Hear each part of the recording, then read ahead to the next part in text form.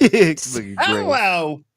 Welcome back to the Infinite Podcast. We had a misfire. I misfired. Part of my personality. Salutations. Welcome back. What a fantastic week. It's actually, I was saying, it's been a bit of a quiet week as far as news goes. Some interesting stuff happens, but it's been a big week, I think, for Xbox. We're starting to see that cadence with the launch of Avowed. So we're going to get into that. But before we do, Holly, welcome back. How you been? What have you been up to? How's the hairline? Looking fantastic. How's your week? There it is. It's been a while since you did this to me, right? So here we are. Hi, everybody. Up close and personal. Hello. You can take me off the big screen. Thank you. It's been a week. It's been a real ding dang week, but I'm here, and I've been playing. It's a very special event that comes around every so often in Fallout 76 called Phobia. So I've been. Don't you dare hit that freaking button. I see your hand going over there. You don't do it. So I've been hopping in more because that event goes off on the top of the hour every hour, and you wait and you get like these super it's a chance to get super rare stuff in the game. So anyway, but do that, and then I finished this indie game called Shady Part of Me. Really, really good. BT Maverick just finished it too, and he loved it.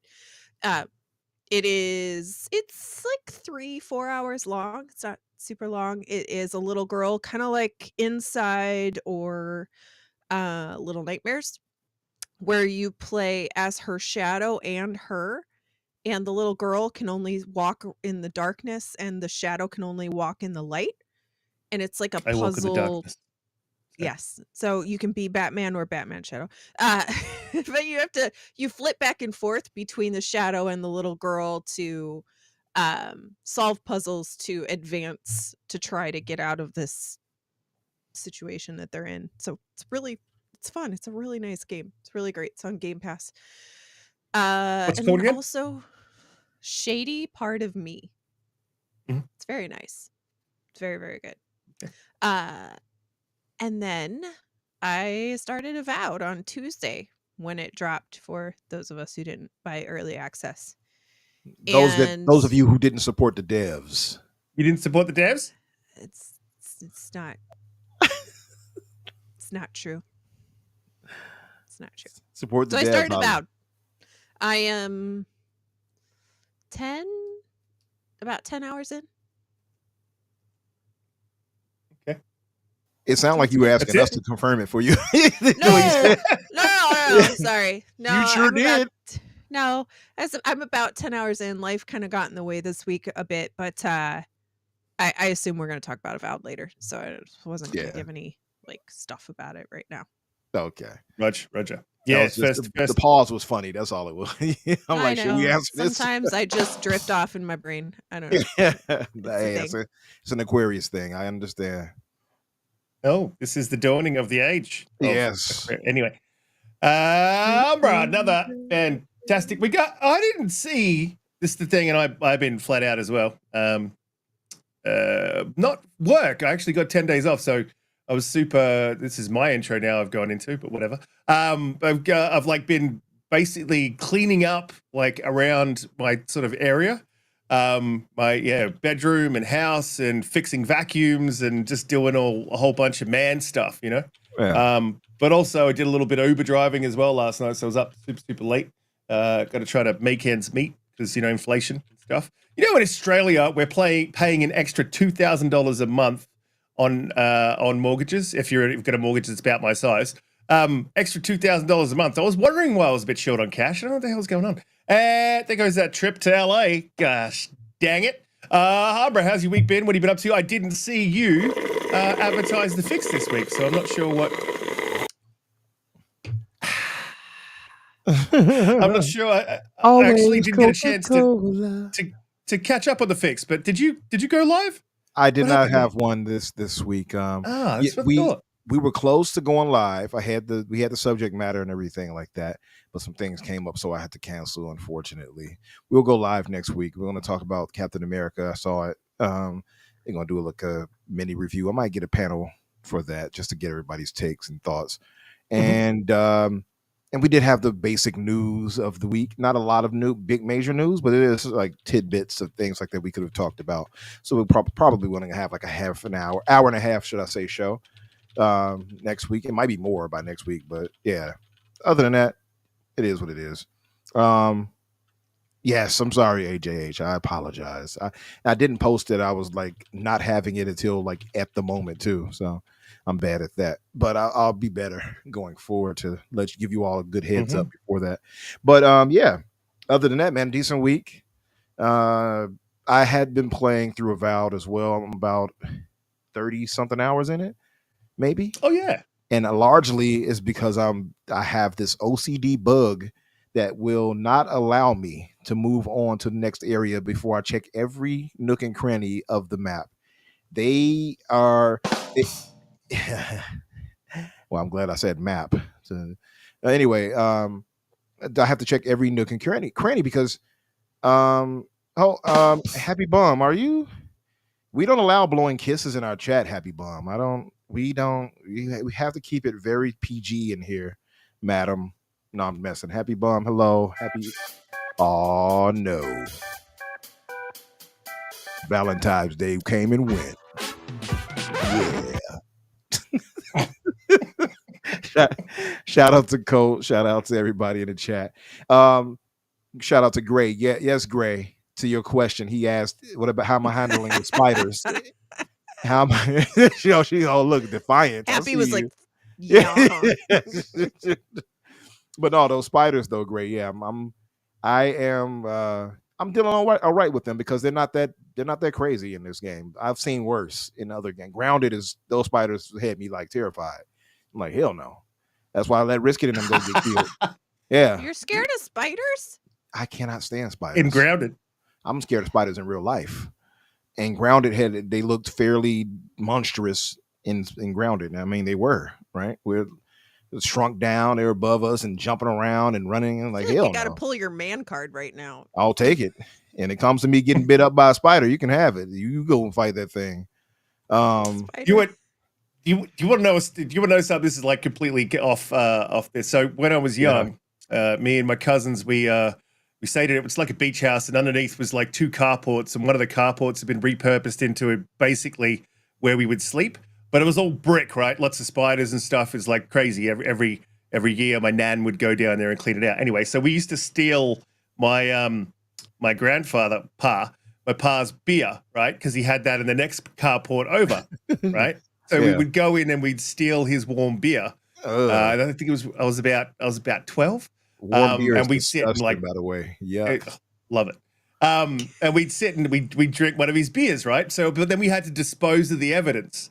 So we had to get rid of these bottles of beer. So my cousin, he walks outside and it's been quiet. It's me and my brother sitting there. And then all I hear is my cousin's name's Christian.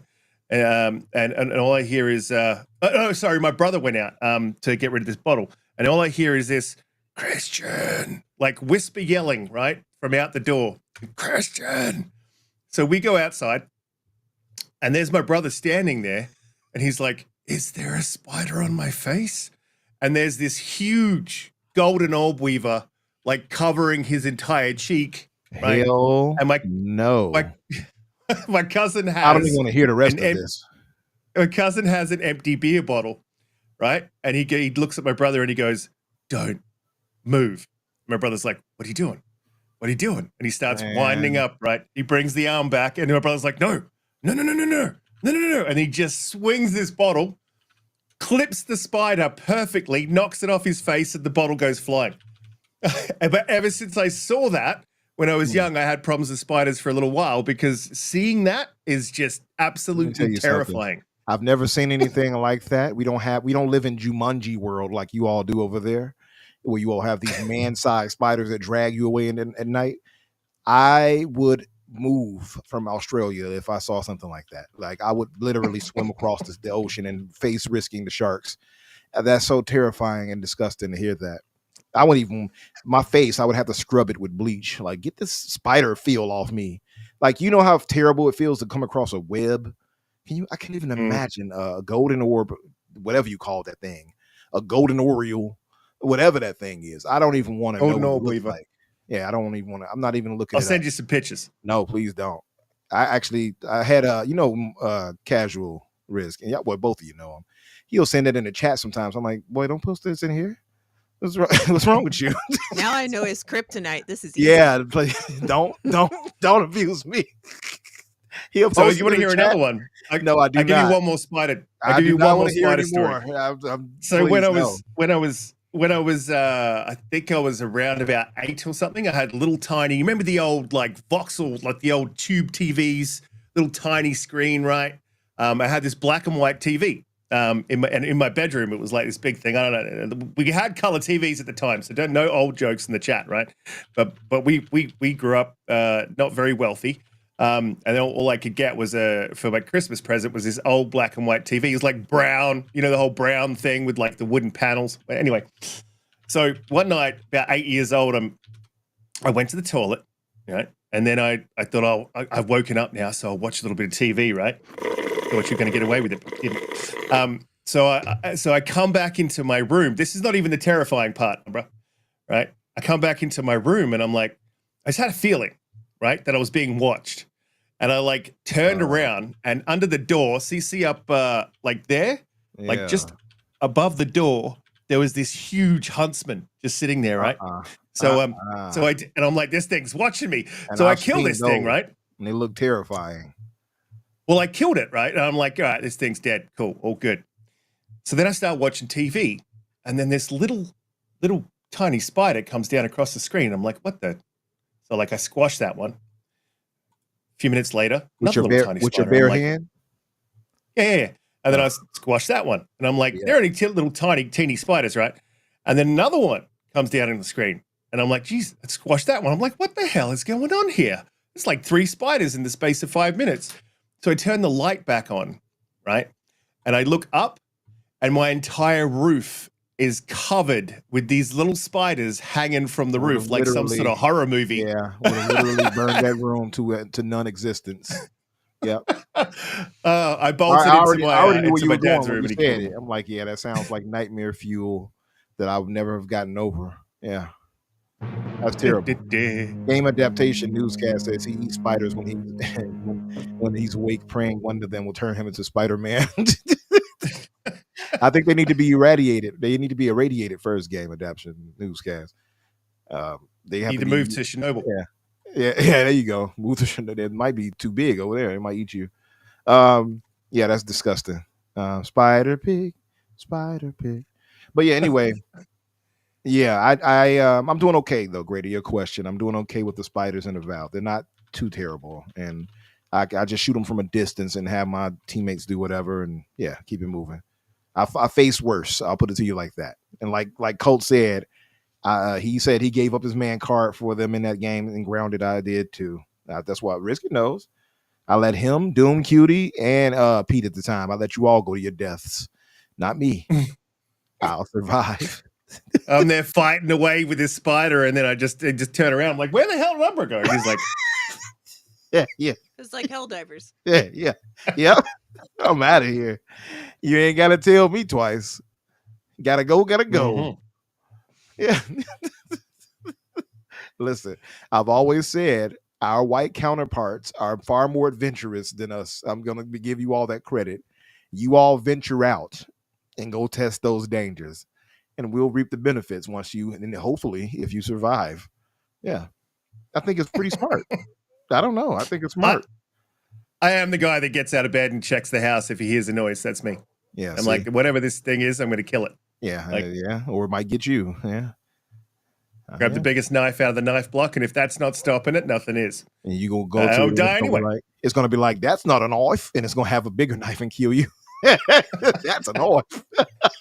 8 knives with 8 legs. Yeah. Remember, Mark, this is for revenge for old Benji you killed years ago. Die! It's gonna start stabbing you up. While the baby's like stabs in too. Yeah, hey, at least Your spiders would probably be armed with like AK-47s. 8 AK-47s. I wouldn't doubt it, actually.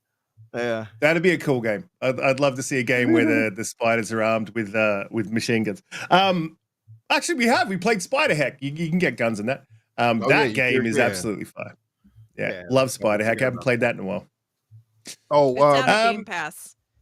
It's in there still, or it's out. It's out of Game Pass. Sorry for the long tirade, folks, but outside of Avowed, I had been playing Nex Machina. Shout out to K Asante for recommending me that. He has love for Housemarque, and I talked trash about him, and he said, try this out. Then he wants me to try out Returnal and all that, and I'm going to see what they're all about. So, yeah. Oh, yeah, you played it, didn't you, Risk?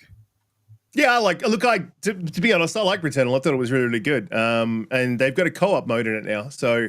I'm down. Bushy was telling me last week, oh, yeah, we played that together. I'm like, I do not remember that, dude. I must have wiped it out of my memory. He must have been that bad that I had to compartmentalize that.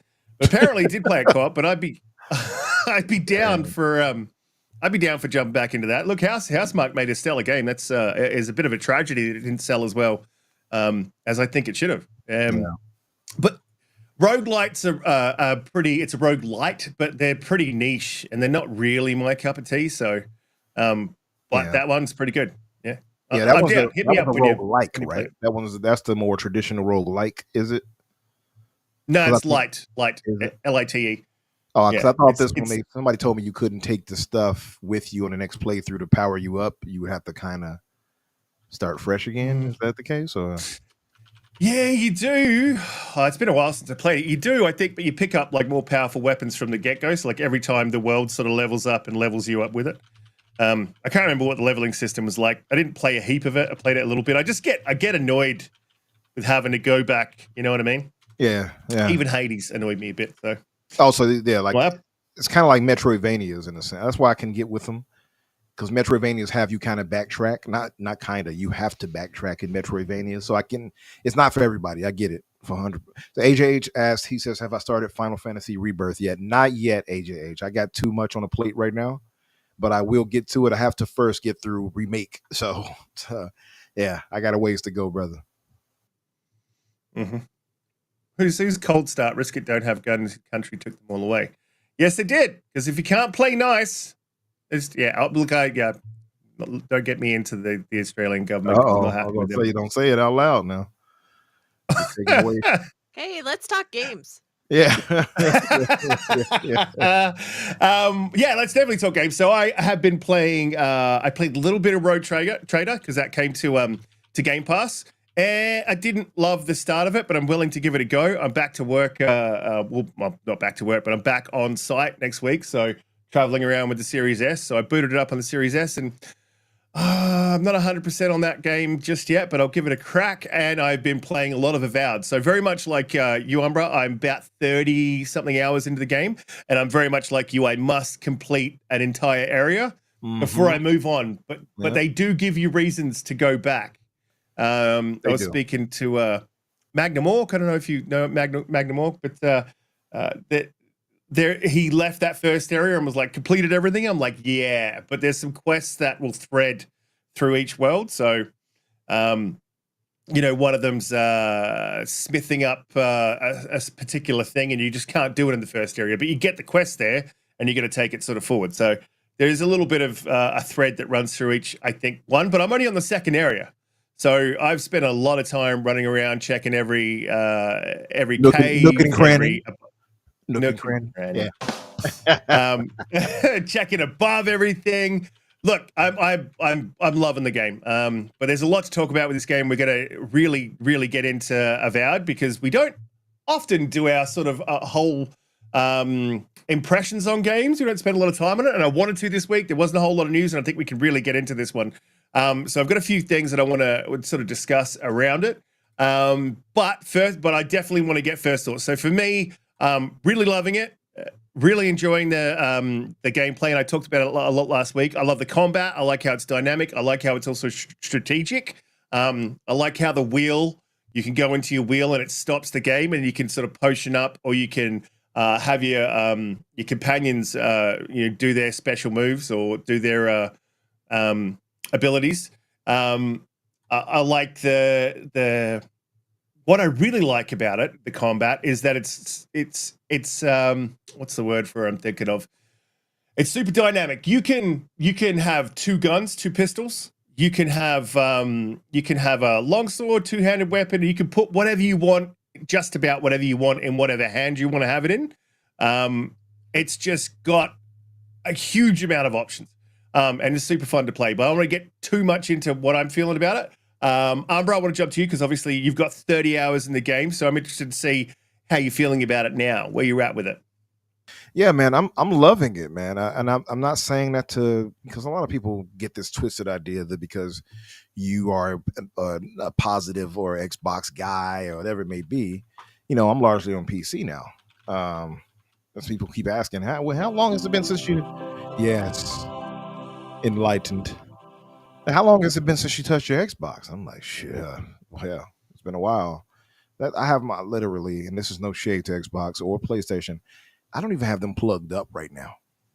Like that's how detached I've been, and it's no shade to them. It's no shade to them, but it's just a matter of PC is offering. That's a long noise. PC is offering me everything I need for both platforms, really. And this is no advertisement for you all to move up, although Riskit should move to PC. Yep. Yeah, but Never. we'll get them one day. But yeah, man, I am really, really enjoying the damn game. And I say that without any type of agenda or shilling that people would try to label you as if you speak positively about a game nowadays. It's very weird. It's very weird energy. Like, oh, you're speaking positive. Oh, you have to be doing it because of this. Like, why can't I just be happy about a damn game?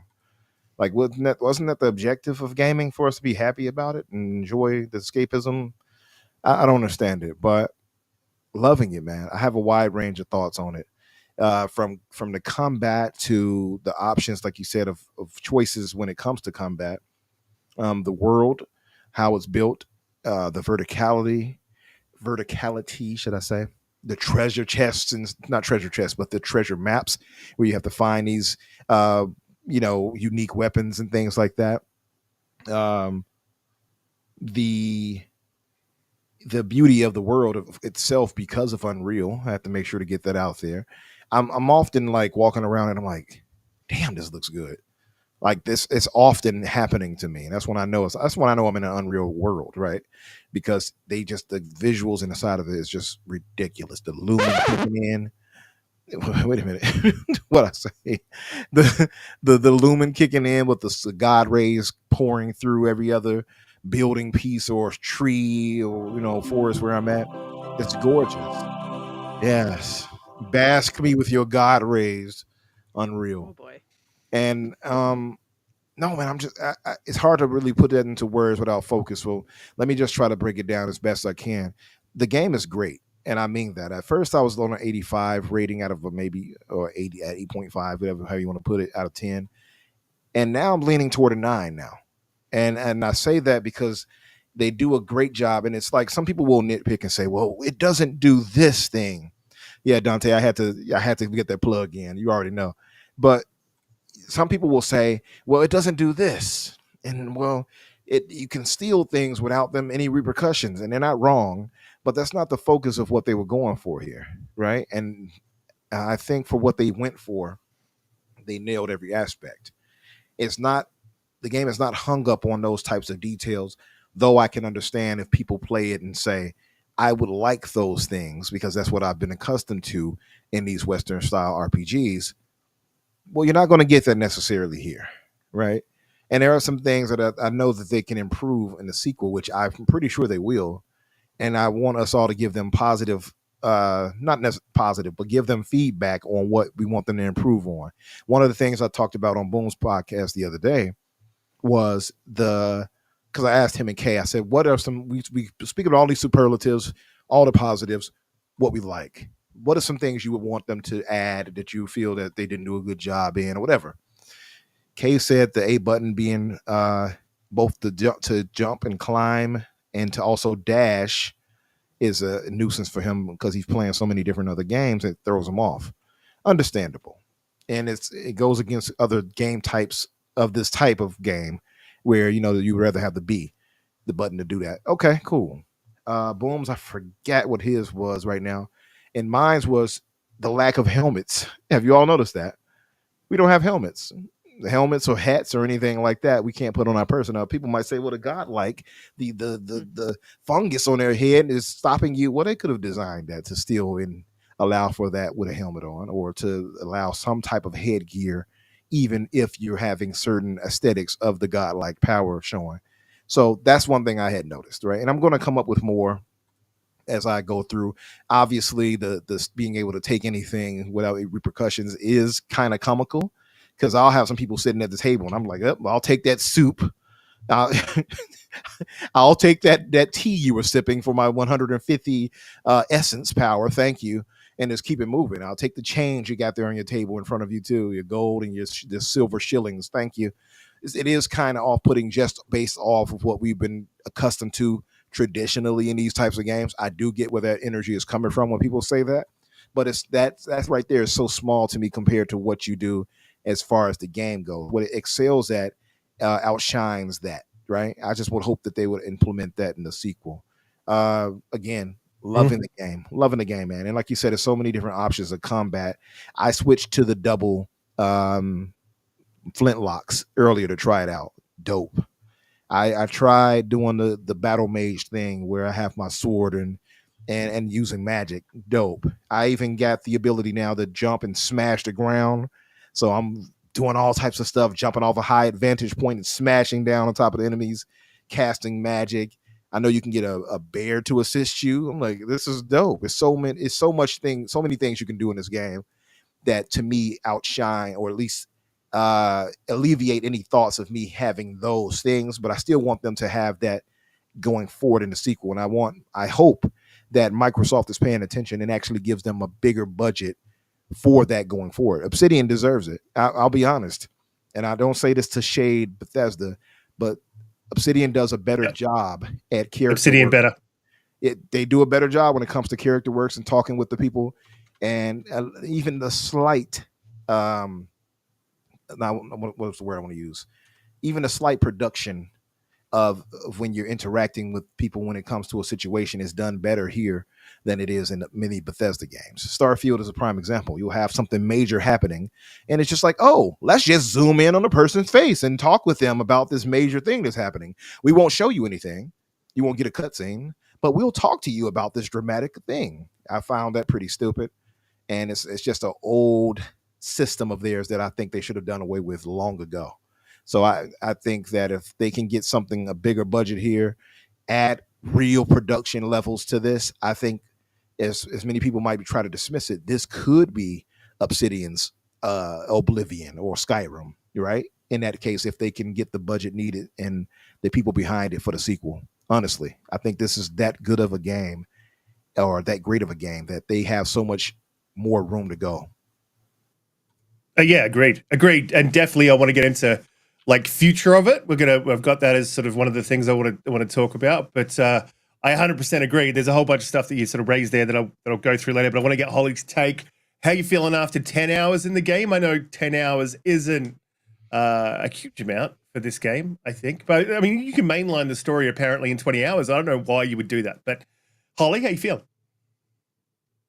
Yeah, so I was one of those people who, when we first saw that teaser trailer that looked like Lord of the Rings, with the arrow, right, that just goes, that art style, I was just like, yes, that's it. That's exactly what I want, right? I was so excited for it. And then when they showed the next trailer, I was like, huh, uh, all right, this is not at all what I thought it was going to be, which I think most people were like that. I'm actually a really big fan of Obsidian. I love the Outer Worlds. I've played it through 2 or 3 times. Um, so I was willing to give them the benefit of the doubt, but I just wasn't excited about it. I didn't really have any, like, nothing we saw along the way made me go, oh, I'm excited to try it. I was just like, well, it's Obsidian and I'll try it when it comes out, with no expectations. Even the combat looked just a little odd to me during the trailers, but I gotta say, um, it's fantastic. I I fell in love with it like almost immediately. Um, the combat is actually really good. I'm playing on hard difficulty, just FYI, because that'll change your perspective a little bit too. Because Obsidian is kind of known for like normal difficulty is probably a little bit easier than what you would find from other RPGs. I agree. So hard is probably a little bit closer to normal. Don't do it. uh Hey Abdel. And so just saying, right, like that's the difficulty I'm playing on. And it's tough. Like I feel like I've accidentally wound up in places where maybe I shouldn't be, because the boss fights have taken a few tries. And I normally prefer melee combat situations. And I started, of course, with the axe, which is what you just get. And then you pick up a wand and you pick up a grimoire, so you've got spells. And I wound up switching over to the magic, and just like I was loving the magic. It took a little bit for me to work with the magic with the dodging combos, because I've got, and I don't know, maybe I'm doing it wrong, but I've got the grimoire in one hand and the wand in the other. And so you don't have any defense, right? That's on one loadout. So just so everybody knows, you can have two loadouts at all times, right? So one loadout, I've got a melee build with a shield, and the other build I've got is magic based. And I was really liking the magic after I figured out like the right dodge timing and stuff like that. I was really enjoying it.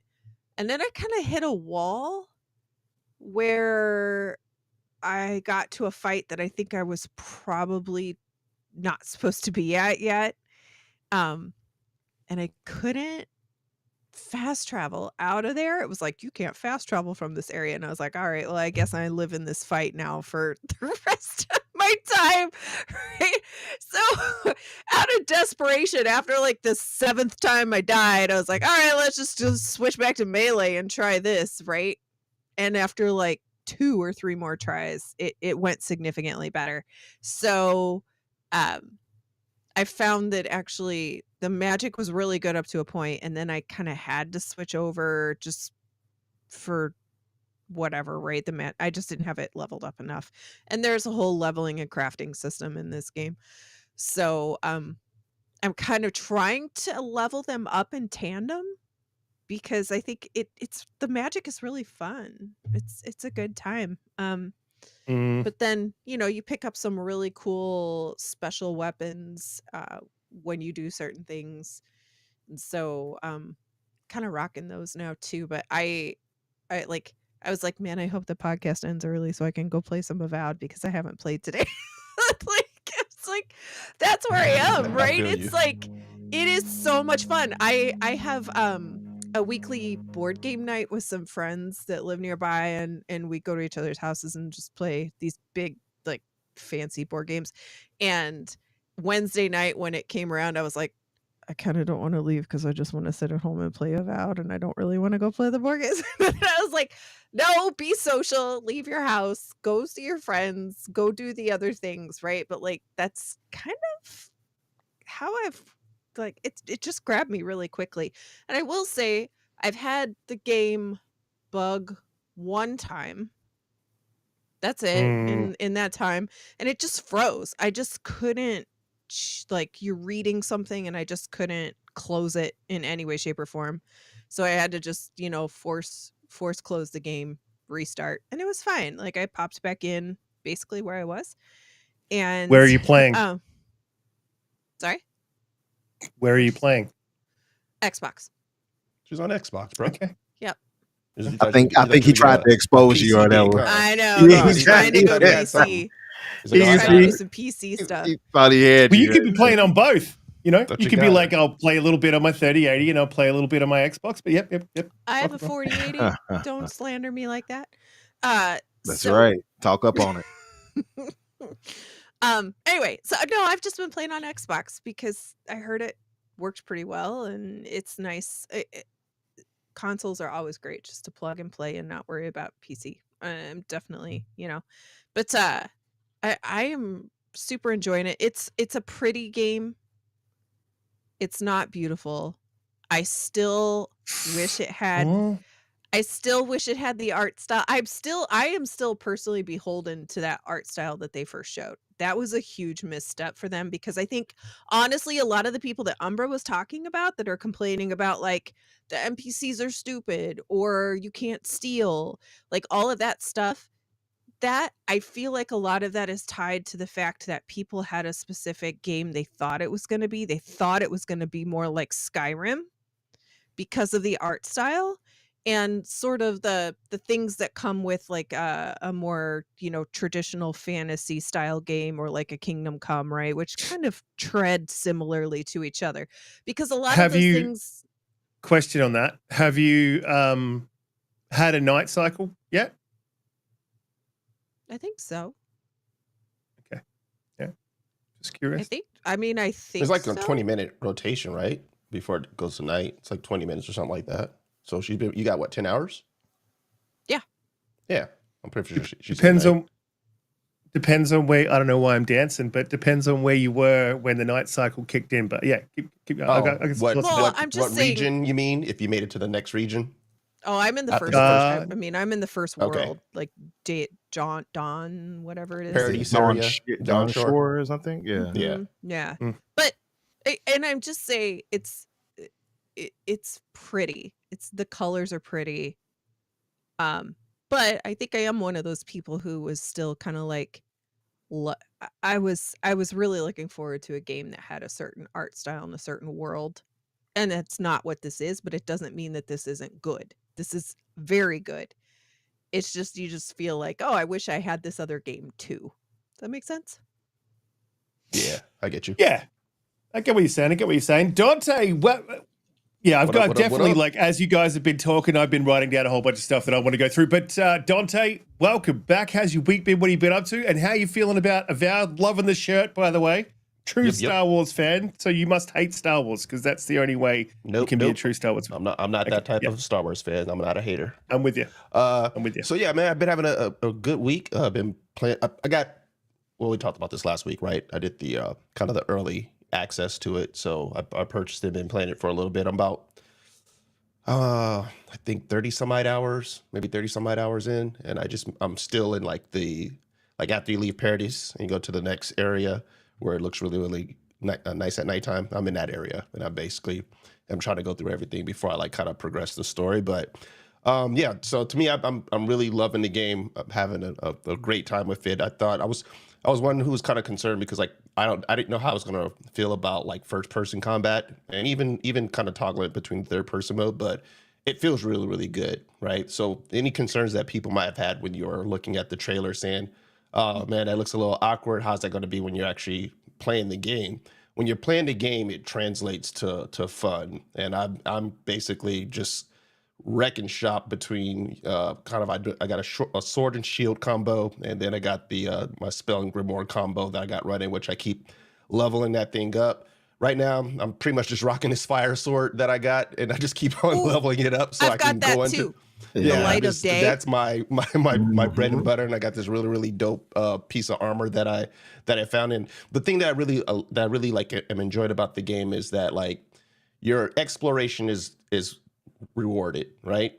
You know, the more you're kind of just like, what's over there, and you know, you go find some stuff, and then next thing you know, like you're like, oh, okay, I kind of uncovered maybe something I probably didn't get the mission for, but then when you go talk to someone, obviously they're like, hey, such and such and such. You're like, oh, I did that. Here you go, whatever the case is. So like, so like in terms of like, you know, like Obsidian's always really good in terms of their storytelling. And they nailed it in my opinion in terms of like the combat and the ability to kind of swap between I think that's the really cool part too, because you're keeping it fresh for people who maybe want to, like maybe if you don't want to just play melee the whole time, right? Or if you don't want to just do a wizard the whole time, or if you want to shoot guns, right? You got a little bit of something for everybody. You can kind of switch it up depending on what like your favorite play style is into a game.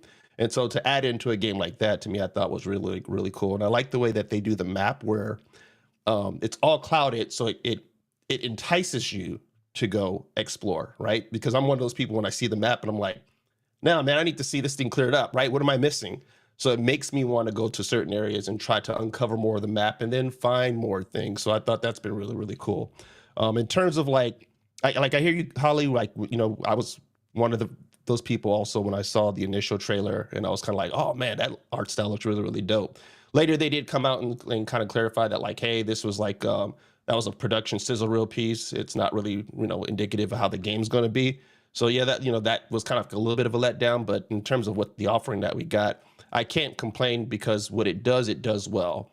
So like yes, sure, it's not giving you the ability to go steal a bunch of things the way you are pickpocket and stuff like you could in games I don't like Starfield, but it's like you know, they're not trying to do that. So at some point we just got to accept the game for what it is doing versus trying to be like, well, it should be compared to this and do all the things that particular game did. What I feel could make it even better, or what I wanted to see more within the game, is that like so far the encounters that I'm having with like the bosses and stuff are cool, but I kind of want them to be a little bit more epic, if that makes sense.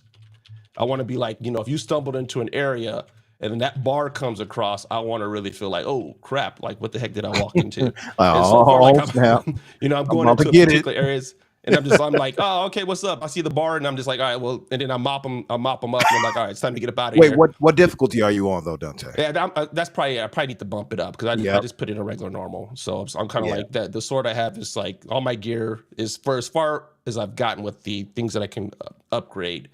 It's probably like I'm probably a little bit more overpowered than I should be. So maybe if I bump it up to hard, it will make it seem like, you know, it's more dire, or, you know, like it'll make it a little bit more intense, I guess. So, but outside of that, man, like, it has that thing where you're definitely like, I just want to play another hour or so, right? And before you know it, 3 or 4 hours have gone by. So it's like, it's in addictive. 2 days, I played at least 7 to 8 hours a day when I first started playing the game, and haven't been able to play it because of work. But like last night, I played it for like 3 hours, and I'll jump back into it tonight after the podcast, and then be playing it sometime tomorrow to see if I can maybe complete it for the first run. So hats off to Obsidian, man. They did a good job.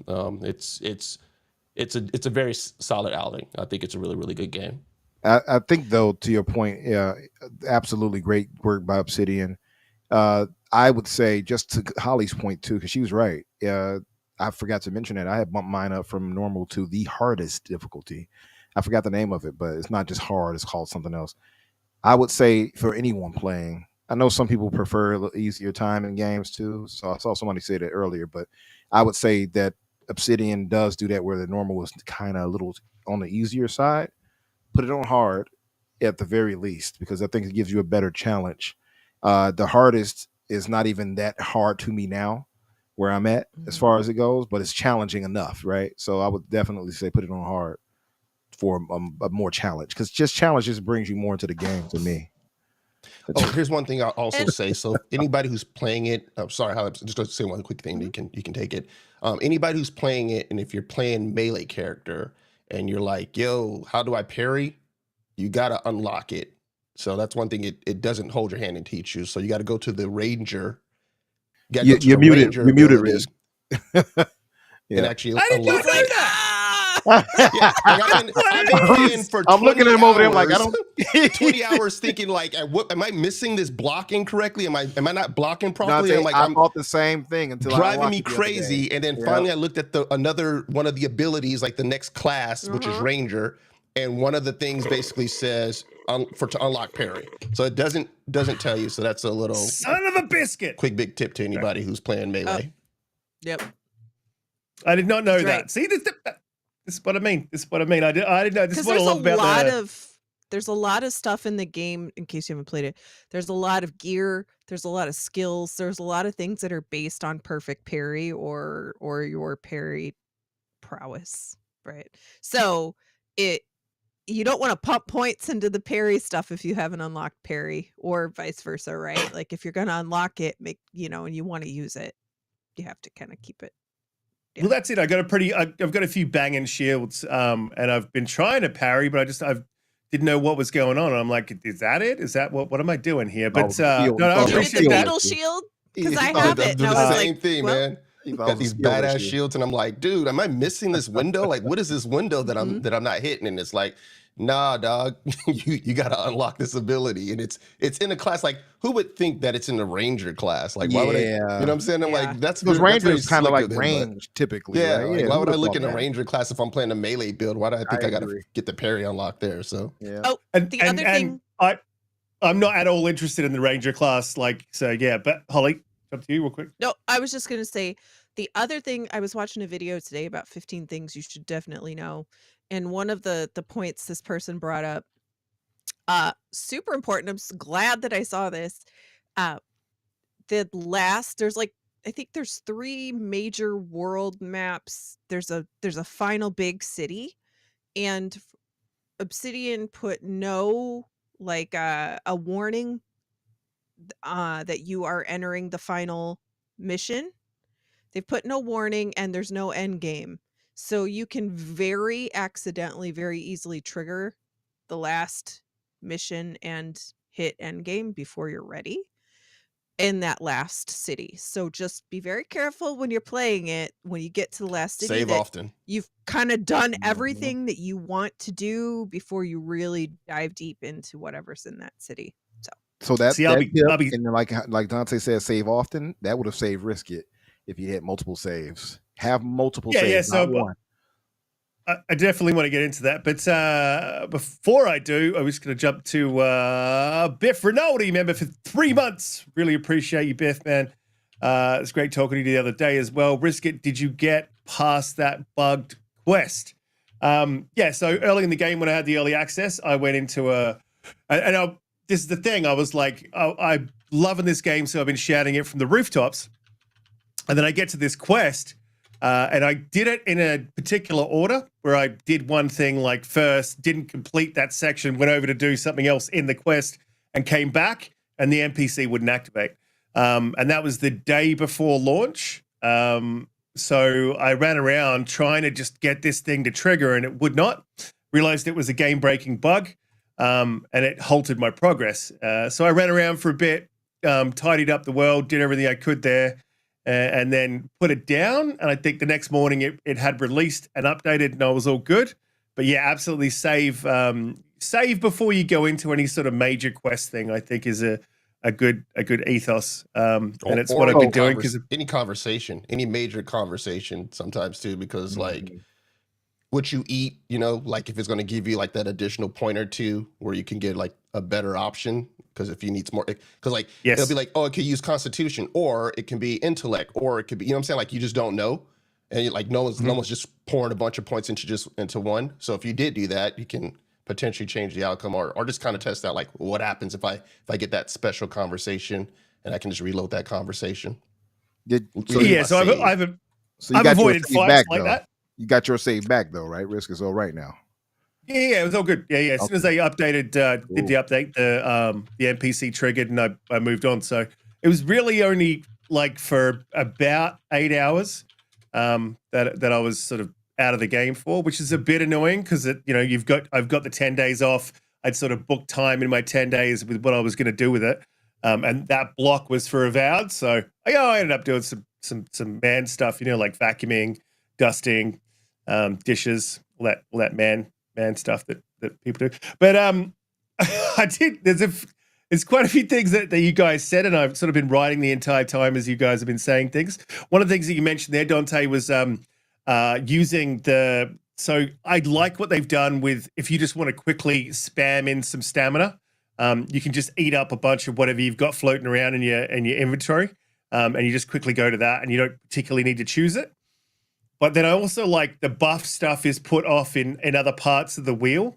So you can go into the wheel, and if you push across, I only figured this out about 10 hours into, if you push across on that wheel, when you go into the potions, it'll open up a whole nother section that gives you buffs on a whole bunch of different things, like dexterity, constitution, strength, you know, and you can sort of fill meters before you go into a fight, before you go into a conversation. If things aren't working for you, sort of Witcher-esque, where you used to go away, you know, and you rub your sword with oil, and then come back, and that's what you do, man. Rub it on down. Huh?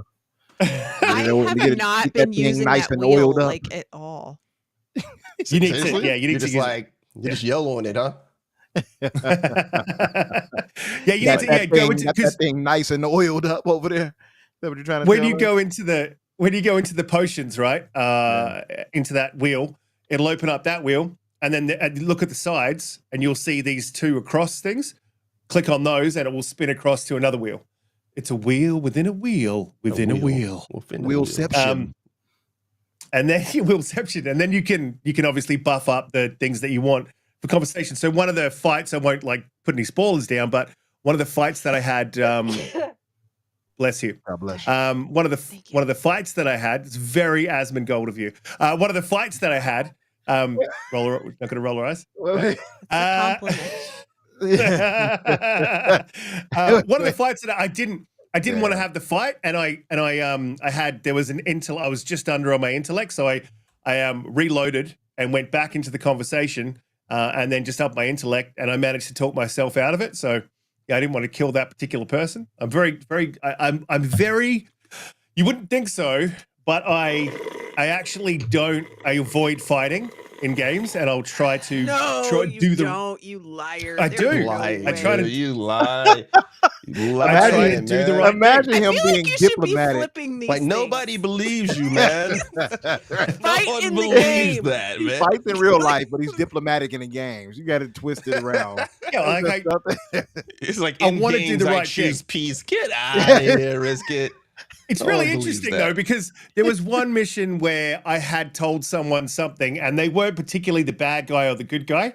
And then the other person that I had to go to, I already said, I'm going to sort this out for you. I'm going to do this thing. I went to this other person, and then I spoke to them, and they were actually kind of the good guys, but I also wanted a particular item. So I was like torn between like, I told this guy I was going to do this, right?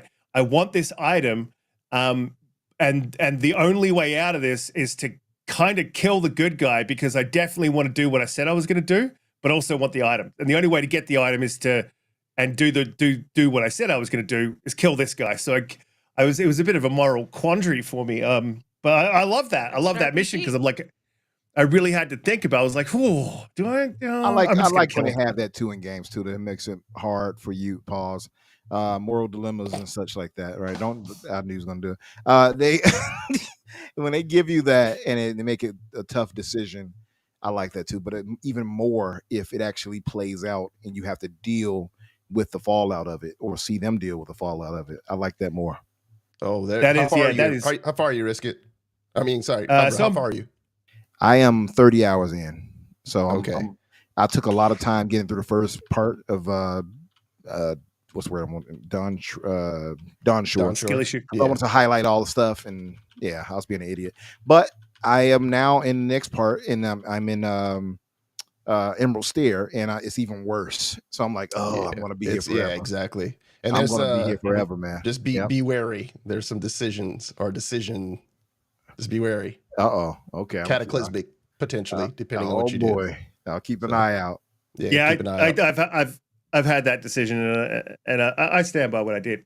So there's a bunch of other stuff I wanted to go through. So we're talking about a little bit about graphics, and this sort of links into the NPCs that I saw someone say in the chat. I can't remember who it was, so apologies. They said the NPCs are ugly, and yeah, I 110% agree with that. Like, the world graphically is really, I think it's beautiful. Like, I know Holly said it's nice, but it's not beautiful. I think it's absolutely beautiful, but I think they really had a miss with their character design, and I think you can do a lot better with UE5. Probably much better with EdTech, but you know, if you only have UE5 to use, then that's fine. They probably could have done a lot better. I think they could have sort of buffed those up a little bit. Maybe not the characters that you just run into, but like with the ones that you interact with. That if you're not, Giada looks pretty fly to me. I don't know what you're talking about. She's pretty dope. They got a wooden sort of weird look to them, man, and I'm not the super character? keen. You talking about like the NPC Yeah. and such? I don't know. He's talking Some about of the them NPCs. look kind of odd, but I think for the general point, I think they all look pretty decent. I think they did a good job. Look, I they're agree. not. Especially compared to like I, some of them in Starfield, because some of Yeah, Starfield yeah. is like Miles better than Starfield. yeah. So I'm like, yeah. well, it's I wouldn't not say bad. miles. I don't think they're miles better. I think they could be. I think they could be miles better. And the reason that I say that is because this story, and there's been a lot of complaining about the writing, and I think the writing's been pretty good personally and the acting's been pretty good. And this is a lot of people you talk to, right? So you're not going to have every actor is not created equal, and you're going to have some better than others. However, if you're delivering your story just through NPCs like that, I think there should be a real focus on how they look, and I don't think they look great. That's sort of one of the negatives and there's no sort of cutscene driving the story forward. You do have some at the beginning, but then there's none of that sort of cutscene-ish sort of thing, which is fine, but I think you need to up that presentation. Now, there is caveats. I got to say, like this, I'll get to the caveats in a minute. The art style, I really like it. And the reason I asked about nighttime is because the living lands sort of really start to shine at nighttime, but depends on where you are. If you're in the city or sort of around the docks or on the beach, it's not like awesome. But if you go into some of the twisted woods or like out into the sort of nature, that bioluminescent foliage is really, really, really beautiful. I think it's like it really gives something to the game. Yeah. And then what you were talking about with the ambient occlusion and the lighting that's throughout the world from distances. You see the lighting towers and it's purple and sort of hazy around it. Looks absolutely amazing. And that's even on Xbox Series X. So I was It does look really super good. stoked. I agree. Yeah, and I'm not mad about the art style. I think it sort of fits what they're doing, and I really, really like it. Let me ask you, the draw distances agree are now? really, really good too. They are, yeah. And as you know what that is, right? That's the nanite working. It's the nanite giving you the draw distance and showing all the detail for stuff in the background, even though it's not really fully loaded. It's really, really good. You get to a high vantage point and like you look over what's aiming. It's like it's really still good fidelity. So I was going to ask Risk, and I agree, Mark. We need a photo mode. Agreed. But to the point, though, Risk. Remember, we were talking about this way back, and I was like, I think this looks great already, and that was before it looks as good as it looks now. And I think you at the time, you all were like, I'm not really feeling the colorfulness, blah blah blah. Have you turned it around? Have you come around to seeing it my way? I suppose now. See what you did there. I don't gotcha. I didn't mean it as a gotcha though. So I hated. I was really not going to be into Avowed. I didn't think. I've been saying that whole time, and I've also been a little bit. I'll just be quiet on stuff that I don't think I like. I'll say I don't think it's going to be for me, and then I won't try to spoil people's hype for the game because that's just not. It's weird. Yeah, it's good of you. Yeah, it's a positive thing. But I didn't like it initially, and I've never really been a huge Obsidian fan. I haven't played many of the games. I didn't like Outer Worlds. I was like, I probably put about 2 hours in, and I'm like, yeah, this is not for me. But I'm sort of not a big first-person RPG guy either. I prefer my games in third person. I like to see my drip, which they've achieved here, which is really, really good. No, you mean like man, Sony? Super. No, not like Sony. You prefer your games in third person. You mean like Sony games? No, not like Sony. No, that's what it sounds like to me. Sounds like it to me, yeah. Right? Does it sound like to me? Sounds like some ponyism going on in here. Sounded like, yeah, man. Sounds. I hear some hooves clicking. I don't know. There we go. So I just like my third person stuff. I like Sony games too, man. So some of their games not recently, Jesus. But yeah, like the art style. I think it's definitely missing the cutscenes. Loving the third person. I've played mostly that way. Some people like combat better in first. Well, you played in third person. If you want to play it in first person, you played in first person. They gave me the option. I found that weird. Like people sort of having a go at me for like, you playing in first person. You're not really. I'm like, well, fuck you, man. Excuse my language. Not fuck you. Guys are great. Thank you for your opinions. I'm not talking to the chat. I'm talking about everyone on Twitter. Twitter's a wonderful place. The upgrade pass and the loot. So I sort of disagree where maybe I'm just being a bit greedy. So you can, and I like this and I sort of don't. So you can get a sword at the beginning of the game, and I'm playing exactly like you, Donte. I'm a sword and shield, flaming sword, rubbed oil all over it. Mm-hmm. and then I've got my wand and my grimoire in the other loadout. Mhm. I've got that sword early, and I'm like, I'm not really finding another sword to sort of replace it. Yeah. And I would like to get a poison sword, and I would like to get a bleed sword, and I sort of got an option for you. You want me to tell you where it's at, or you want to find it on your own? No, I'll find it on my. Okay. Because there is one that fits your description, but it's two-handed. Yeah, so no, I've got that. I got that. Okay. I played with it for a bit. You played with it for a bit? Okay. You played with your two-handed sword? I'm surprised he didn't get that on. He get all the other smaller, cheesy ones, but you didn't get that one. Okay. It's very rare I put my foot in it myself, and I definitely just did then. So Holly's like these children. Sorry. So there is good loot. I don't think there's like a huge amount of loot. And then the thing is with the economy of the upgrade system, there's no point you saving money or selling. So there's not really a choice between selling and saving money. You'll probably earn enough just by going around the world to buy the few unique items that I've found so far in the shops. And so then everything becomes about breaking down what you have and then trying to use that as materials to upgrade what you already have. And so that's no choice. There's not really a choice there. That's just what you should and have to do. And I would have liked a little bit more sort of risk reward with like, should I break this down or should I sell this? You know what I mean? Like, this is good. This is good. I don't know why you're laughing at that. That's not funny. That's actually a good point. Yeah. What happened? Oh. Yeah, I think they're getting at me in the chat. But look, I would have liked a little bit of risk reward with what you sell and what you break down, and then and then the other thing I'm finding is I'm sort of struggling, and I might just be being greedy, but I'm really struggling to find the upgrade materials to get everything to a decent level. So like it's either like to get the armor up and my wand up. Yeah, I think especially once you get out of like to get stuff from fine, it's like up. It goes as high as legendary, right? So to get stuff out of fine in that third tier before it goes into I forget what's the one that comes right after that, but like I feel like it's maybe I'm not in the right zone yet, or maybe more of those whatever that material is that I need to take it to the next step. I'm going to find it probably if I progress further into like whatever the next realm is, the next major part of the thing is. But it makes me feel like man, I've been going around collecting as much as I can, and I finally got my flaming sword upgraded to like I barely got getting it out of fine and got it into. I thought he was gonna let that one slide. I know. I was waiting for it. Yeah, but, he even paused for you. He's like, he was like, I was giving it to you.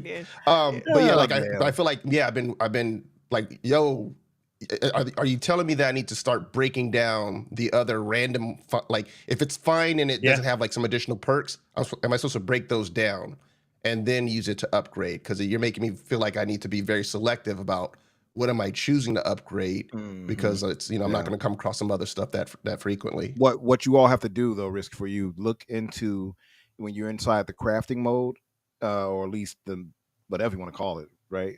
Press RB and break craft. down. Yeah, break down some of the materials. It'll give you what you need to upgrade. I had to learn it the hard way. Yeah, that's what I'm doing. I'm doing that. So so you go into the crafting thing, and then you're like, okay, I've upgraded. And now I press across and I can go into the craft and start to craft the materials. There's just not enough of those materials for me to sort of get everything to where it like you either hyper focus on a weapon. You could buy, you know what I mean? I think most of your money is actually really meant to just go into town and buy the materials that you're lacking. Yeah, that's what I'm doing. Yeah.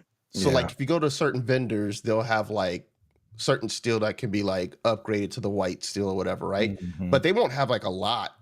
And the one thing I do wish the game had is like if they would tell you which vendors have what, because it's kind of like you got to each of the two towns I'm at right now. I'm like, I don't know which one to stop at that actually, like some may have like some swords and some may have some of the materials that I'm looking for, and some might have just like a bunch of food stuff, right? and it doesn't tell you like if you hover over somebody, like this is primarily what they have. And then I don't know, like do they restock? I don't. That's a They good question. I don't They do. do they? No, Okay. they do. Over Is it like time. after a few day and night cycles of going to your camp or something like that, and then they restock? Okay. Do they? I don't know. Because that's where like you I went back and I went back to one guy and I was like thinking like, I slept a night and I came back. I was like, man, I can buy some more of the steel I needed, right? Because I was trying to upgrade the sword, but he didn't. I cleared him out. He still didn't have nothing the next day when I came back from town. That video I watched, they were talking specifically about lockpicks and make sure you buy all the lockpicks you can find. Yes, and they were saying they said after a certain amount of time, the merchants restock. Okay, cool. Yeah. Yeah, buy all the lockpicks, y'all. Every time you go to a I don't vendor, know at what least buy the I don't know what lockpicks. the time frame is, but they do restock. Yeah. Because the lockpicks don't, like, depending on what you're opening, it uses multiple lockpicks. So be aware of that. Because like I went into a place and I had like 27, and I walked out and I opened up like 4 things, and I walked out and I had like 10, and I was like, yo, what happened? I didn't learn that until today. Somebody told me that, and I'm like, it tells you it's like 3 or 5 or 1, right? So yeah, I didn't know that. Yeah, so be careful with that. Buy as many lockpicks as possible if you're going to be opening up chests. Did you all? Because I asked this earlier. I said, did you all feel? Was one of my kind of nitpicks was like the lock picking does. I'm much like you, Newscast. I said the same. Where it feels like it's not a skill. You just kind of just does. Keep just hold moving. the button. Yeah. Like it's. I wish it kind of nice. Like a fiddle around a little bit, find a sweet spot. Right. Yeah. But maybe it's because they have so many chests everywhere that they didn't want to waste your time. Maybe, I don't know. It doesn't bother me because you have to go find lockpicks. But if you had to go buy or find lockpicks and then also do a mini game to do the lockpicking, that would annoy me, right? Especially if you can break them. You know what I'm saying? Like if you're doing it and then it breaks. Yeah, like Fallout, right? Yeah. I see. I don't like that stuff. I don't like that. I don't like, they're like trying to make it real and you need to eat food, or like Red Dead really annoyed me, or like your lockpick breaks, or your sword gets dull over time and you've got all that thing up. Or doesn't that feed into the risk reward thing you were talking about though, like the lockpicks? Or you break. Yes and no, or stealing stuff. Like I'm quite happy to steal stuff and people just like, cool. I've got, you know what I mean? Like I've got no issue with like in Assassin's Creed. And the worst thing about those systems is they're never perfect, right? You like be behind a wall, behind a curtain, behind a like one of those changing things, the old schooly like dividers. And then you steal something, and some dude sees you from like the other fucking room, and you're like, "What? No one can see me do this. How does he know? Like, what's going on? Can he hear?" Warning, scum! We caught you. That makes me think of Oblivion. I think if you're gonna do, if you're gonna do that, like, then it's got to be done like right. So I'm not mad that it doesn't do that stuff, but I definitely think so. I've got a few things I sort of wanted to cover on this that got raised around the community and like in the game and stuff. And I think we've very much covered like our positives and negatives and what we like and what we don't like about the game, right? I mean, I've been pretty vocal, but I mean, let's do a sort of a negative thing. What do you think it could like? I love the game. Combat's amazing. The writing's good. The performance is great. The RPG mechanics are absolutely fantastic. The fact you can go third person. Like the gameplay loop moment to moment is the exploration, like absolutely everything that I sort of want from an RPG, it's doing really well. There are things that could do better. And I've discussed those a little bit and said we could sort of like to see this, but is there any negatives that, we'll jump to Holly first, that you've sort of found at the moment where you would like them to improve upon? And let's say pretend that they're going to do a sequel, because I really think they should. I think with this one, they're onto something and that they can really build on it. Or they could add in a DLC where you add another, because they're only small little section maps, right? So sort of worlds, like, here's an open one, next an open one. They could quite easily bolt on a DLC where it just has another world, another couple of maps that you go in and play and do your DLC. And you could almost live service this game by doing that, just keep adding DLC where you add on worlds. I don't see, and then slightly tweaking some of the systems in it. I think that could be a really big thing if they did that right. And I think that would, when you talk about from a business perspective, that's not going to cost as much as developing a sequel the next game. And I think that's something that I would definitely buy into. Like, hey, here's $40 for another 30 hours or 40 hours in a game. I think that'd be great. But that's me going off on a tangent. Negatives, Holly, things that you probably would like to see them do in a sequel.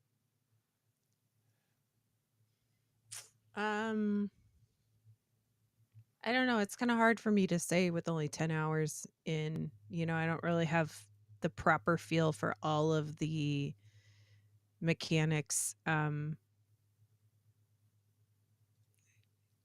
RPG elements are okay. I do wish some of the dialogue interactions weren't quite so, I don't know what the right word is. Cheesy? I don't know if cheesy is the right word, but a little too polite or gushy, because Obsidian is really well known for having spicy dialogue, right? Like funny, like actually legit funny. And that's one of the reasons that I love The Outer Worlds a lot, is because it's really funny. And I just kind of wish a little bit of that had come over to this. And I just haven't ran into it yet. Maybe it's there, but I do really like More it. humor. Their particular sense of humor is very good. And I wish I could see more of that. Mm-hmm. Fair. Umbra, some things that you think you would like to see in the next sequel? Sorry, I was muted. Umbra. For me, one of them again was what I will say, they do a great job as far as the armors you can get in here. I got my guy dripped out, which is part of why I took that assassin. Now I ain't gonna go into detail, but I was like, I got to get that for that armor he's wearing. Like, he looked pretty cool. But they do a good job with that. What I would want them to do is expand on that, and that's why I mentioned the helmets. I know somebody was like, "Well, the godlike," and that's why I said they can craft the helmets where we can actually design around that. In my opinion, because they give you the option to hide that. You don't have to have the little mushroom stuff sprouting all over your head, So give me the option of helmets. So somebody in the chat though did address that earlier, though. They were talking about it's because of the Pillars of Eternity universe that this is set in. I saw that because of those godlike things. Yeah, I saw that, and I would still tell them no. Give me my helmet, because I don't want to be by that rule, and I feel like I've literally never heard of anybody mad that there's not a helmet. Well, I'm not mad. Usually people don't want a helmet on. That's surprising. Yeah. Well, I'm weird with it, I guess, because it makes the drip look nice. That's right. See, Donte gets it. She doesn't have style. She don't get it. She don't get it. I would love to see what her character looks like. Probably looks all shabby and I don't know. Anyway, but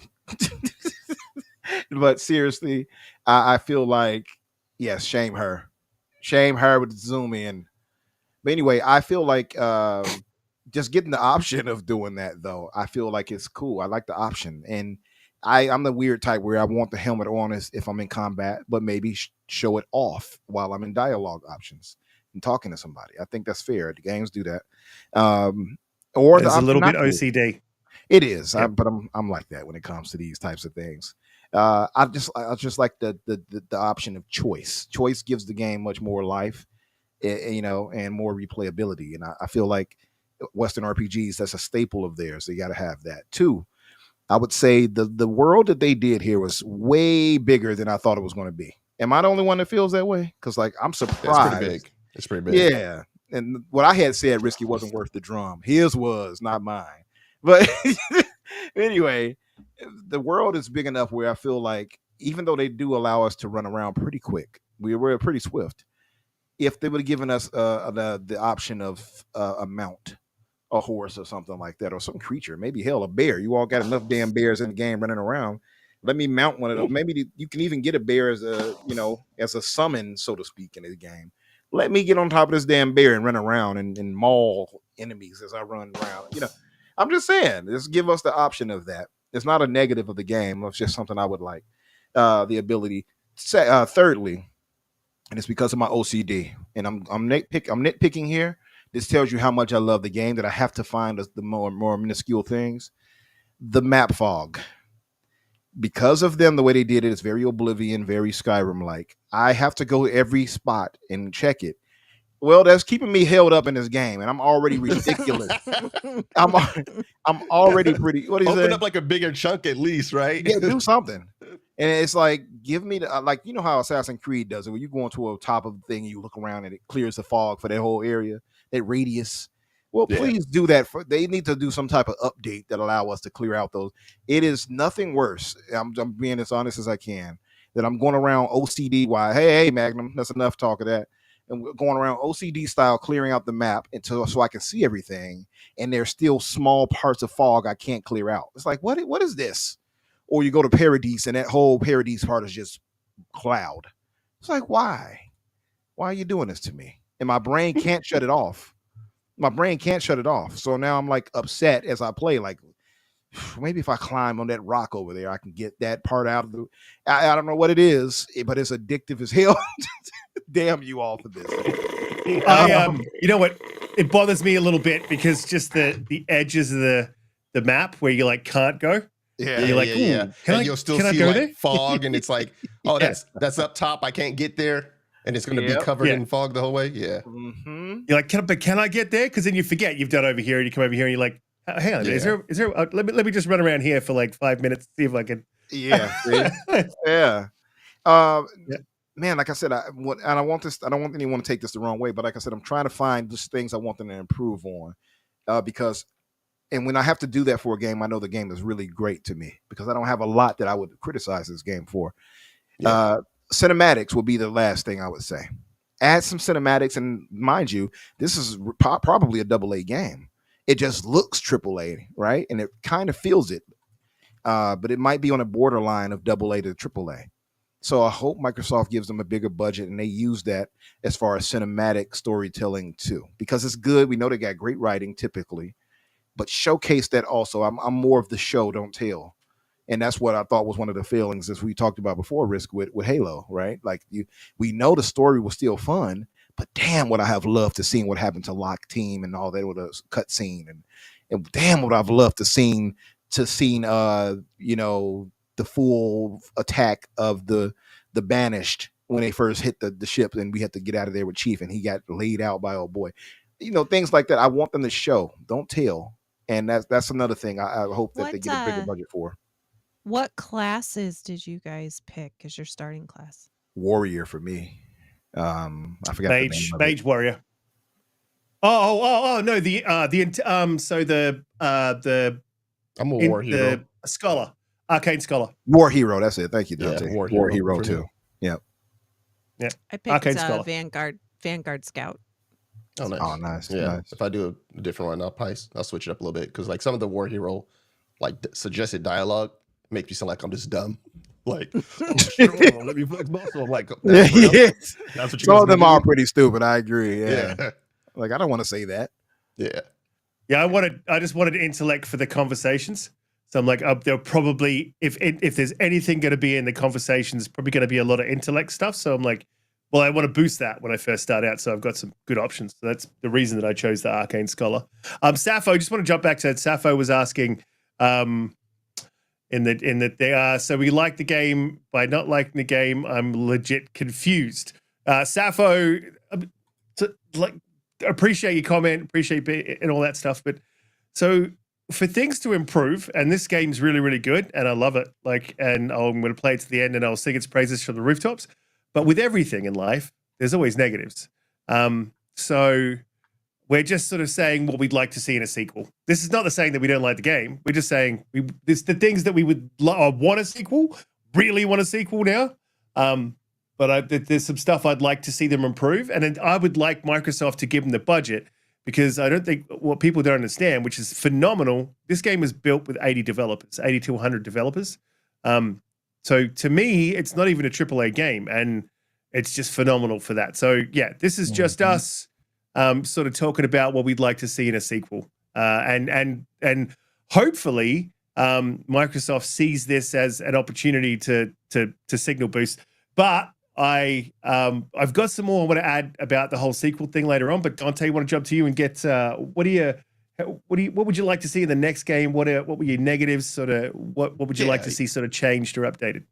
Yeah. So just things that I would like to see. I think that would kind of improve the game more. I would like to see in the sequel. Like I heard I think it was like the kind of the lead creative director who was talking about like why they didn't put in any type of romance stuff.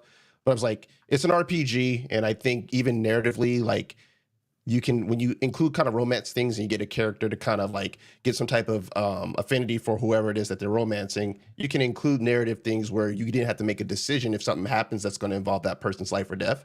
So I think those things sometimes like they add to the game as opposed to just saying, hey, well, we're just not going to even, it's going to be just more focused on the friendships. And I think that's what they wanted to do. Or at least that's what she said, that they were more focused on the organic friendships that you would have with people, whether, you get as much out of as you put in, but not necessarily the romance options. But it's kind of like, most major RPGs will have some type of romance mechanic. So just like, go ahead and throw it in there. I don't, and you guys, I think, are competent enough to be able to make it worthwhile, but they haven't really done that and they didn't even do that really in Outer Worlds, I don't think, right? There was no romance.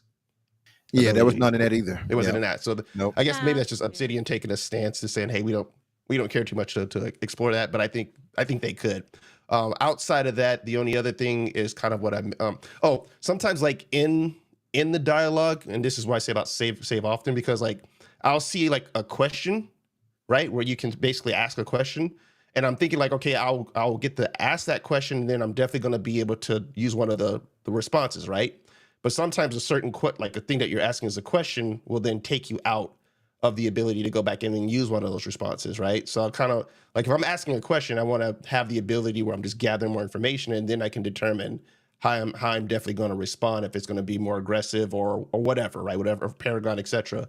And so some of those I felt like it kind of like, oh man, it locked me out. I lost that conversation. So I had to reload the save and go back and see how it would have played out differently, right? So I kind of wish that was like, if it's a question, let me have the ability to still probably use some of the other responses, but that's kind of a little nitpicky.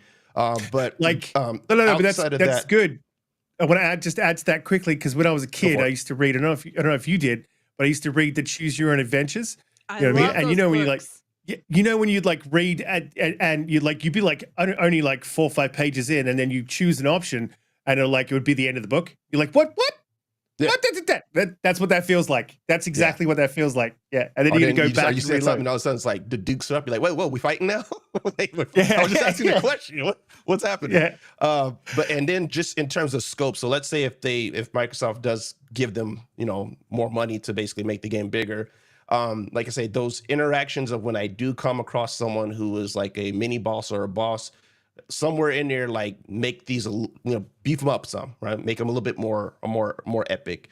And then to me, I think like that would be like really, really taking the franchise to the next level if it becomes like a franchise. But again, I think the game is phenomenal. It's really, really good. These are just things that I feel like would make the game better. Yeah, absolutely. And I think you guys have sort of covered most of what I would agree with 100%. I'm not big on romance outside of gaming, so I'm also not big on it inside of gaming. I don't know if people can tell that about me, but well, you're not a romantic guy, Riskit? What? You? Candlelight guy? I thought you were like a Rico Suave type. What's going on? I mean, my favorite restaurant to take if I'm going on a date is like McDonald's, right? Because if she really likes me, she'll put up with that, and if she doesn't like me, then like she won't. And it sort of gives you a good gauge. If that's your first date option to take it to McDonald's. Absolutely. Okay. And then if it like you make the best, if it's the kind of gal that can make the best of anything, like she's making the best of it. If she's not, then I'm not. Let's ask the fairest on the panel, Holly. If some guy took you out and said, "Hey, let's go to McDonald's for our first date," what would you feel about that genuinely? I mean, I get a Big Mac. I'll buy you a Big Mac. I've had worse first dates, is what I'll say. Oh. Damn. There you go. Worse than McDonald's works for you then. Damn. It doesn't necessarily work for me, but I've had worse. All right, but Like, would you feel the way if he said, "Hey, I'm taking you to some McDonald's, girl. I'm gonna get you a quarter pounder with cheese." Well, like, it's what would you better. feel about? It's better than somebody taking you to the movies and sitting next to you and picking their nose the entire Ugh. movie. Okay, yeah, that's Oh, wow. definitely worse. That's definitely Did Did they worse. they, did they at least eat the boogers? they Or, respect everyone All around up them and in at the least eat it? knuckle. Like at least one knuckle was Oh, lost to oblivion. Like that brother had sinuses or something. He was trying to clear it out. damn. Sheesh. Damn, that is He's getting you in know, there. do you know a good first date? it's One of the tough out best here for a first single dates. girl. For you single guys, I'm telling you, one of the best first dates is not movies, but it's always a fun activity. So like mini golf, bowling, anything where you can like fuck up hilariously. You know, completely miss the pins, and then she laughs. You know, yeah, that's where you like you have a good first. Tips from Riskit, but frankly, McDonald's first date, then you know she's good. But one of the one thing that I'll add to all of your sort of improvements that I would like to see in the sequel is I would really, and I want to see this from a lot of RPGs, and a lot of RPGs don't do it. I would like to see the side quest dialogue stuff actually have an effect in the world outside of the quest itself. So, like, you know, the options that you choose always have an effect on the 2 parties or 3 parties that are involved in that quest.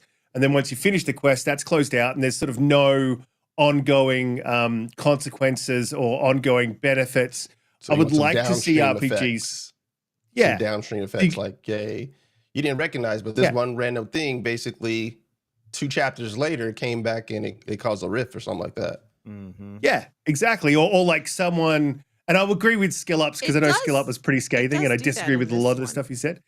It does Do- do that. Do you think Yeah, Skill Up was there grifting? is some of that. Like I say, there's at least there's something that, depending on how far you are into the next zone, you know, some interactions have some dire consequences for the area that you're in. So there's some of that. You know, I won't say that they don't have it, but like more of those, I guess, more pronounced would be kind of cool.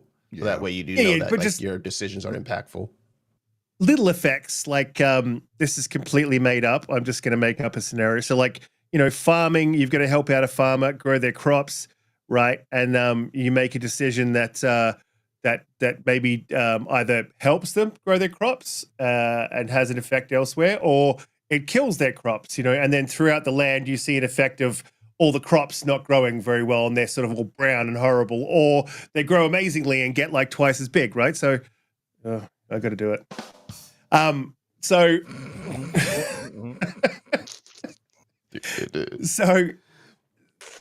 just little things like that. I mean, in the side quest, just little effects that you can see in the world. I know the dire consequence thing. I think I know the dire consequence thing that you're talking about. I want to catch up after the show and see if it is.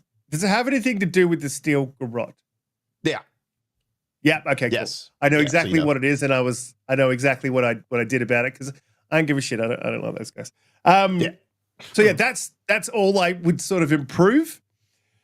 So there's a couple more things I want to hit. I know we don't often delve deep into the games, but I'm pretty excited for Xbox because this is sort of feels like a change in fortune, a change in cadence. Like the games are coming, but this is just really. I think this is really a big. Even if this is not commercially successful, I think this is going to be one of the games that becomes a cult classic that people point to and go, yeah, this is all right, but this was done better, or yeah, this is all right, but I like this better in Avowed. So more than that's more one than thing. Just cadence. More than just to add to that, more than just cadence for me is actually quality.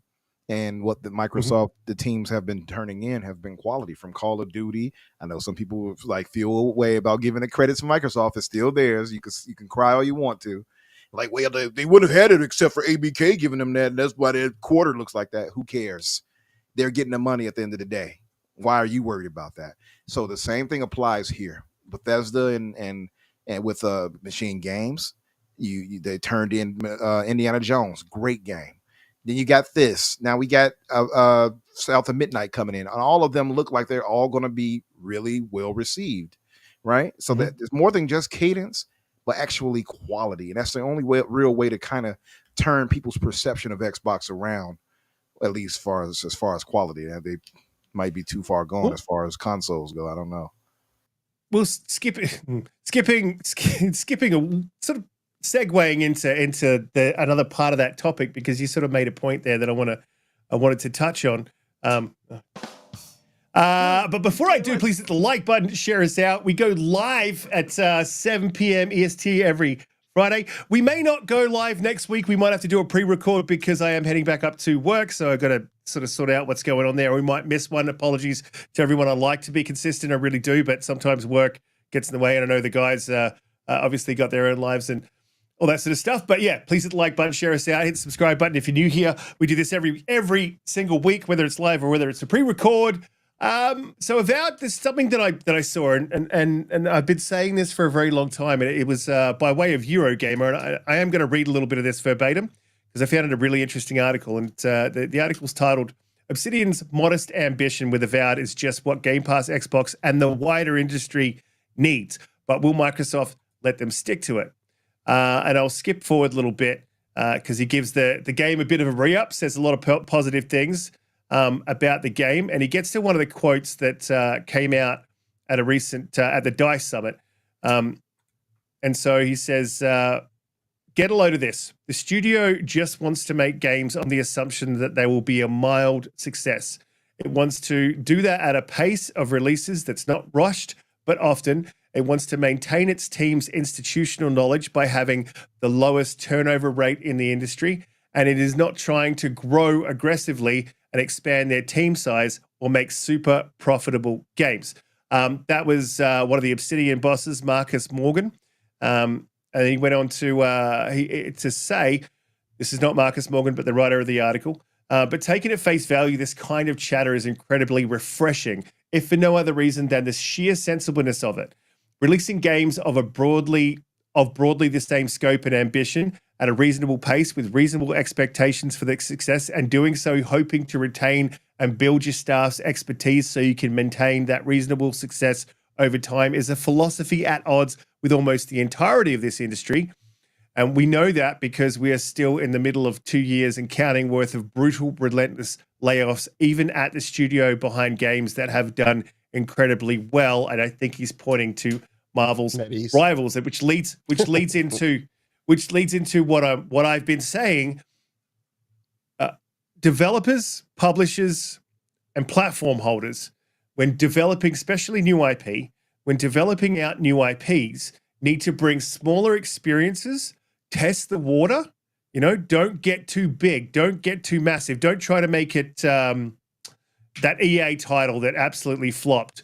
That was released in a bad window. I can't think of the name of it right now, but try to keep it on a sort of smaller scale, like Obsidian has done with Avowed. You know, like it's no, not Titan. I think you're talking about Star Wars, or no. I think he's talking about the one where you're flying around in mech suits.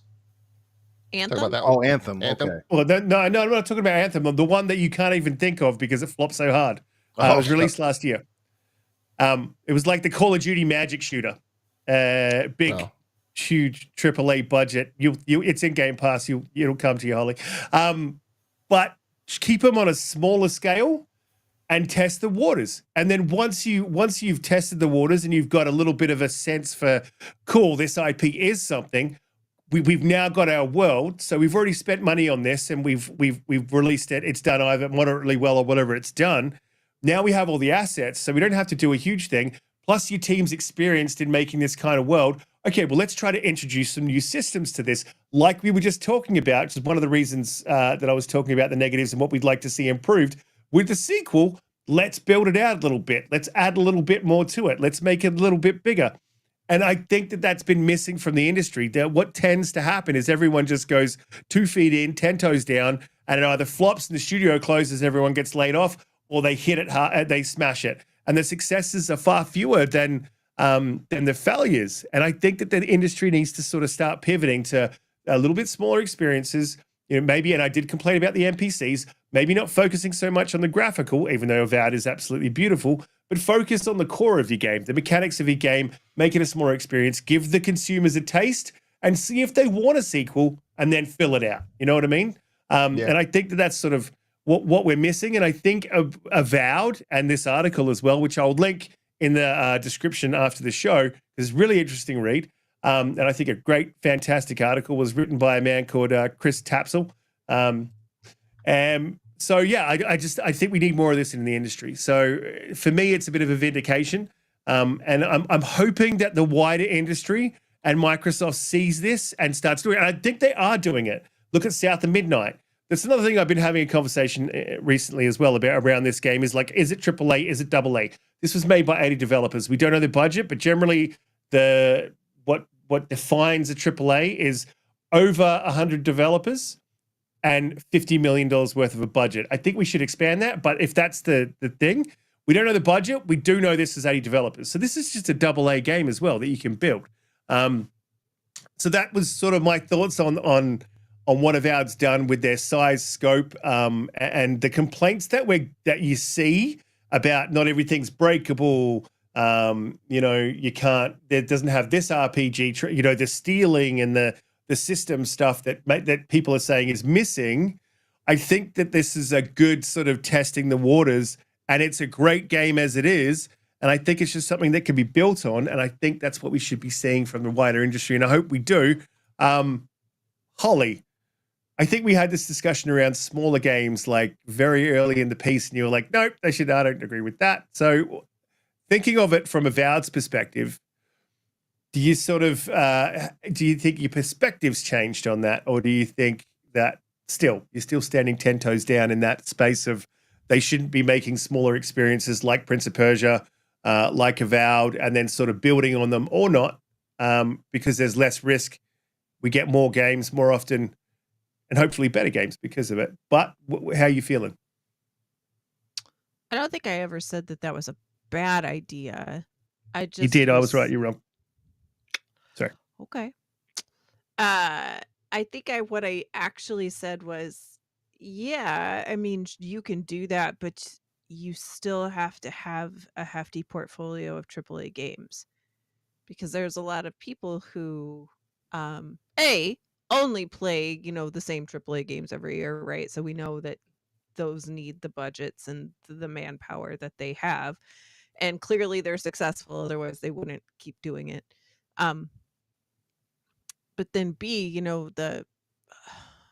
a lot of the casual market is drawn in by the marketing, by the fantastic, boombastic, whatever worlds, right, that are shown in these trailers, and the abilities that are brought to them, and the graphics, and all of the stuff that defines what a big AAA game looks like, right? Even if whether you're talking like a multiplayer game, or a first-person shooter, or something like God of War, or like, you need things that appeal to large audiences. And I'm not saying that AA can't do that. They absolutely can.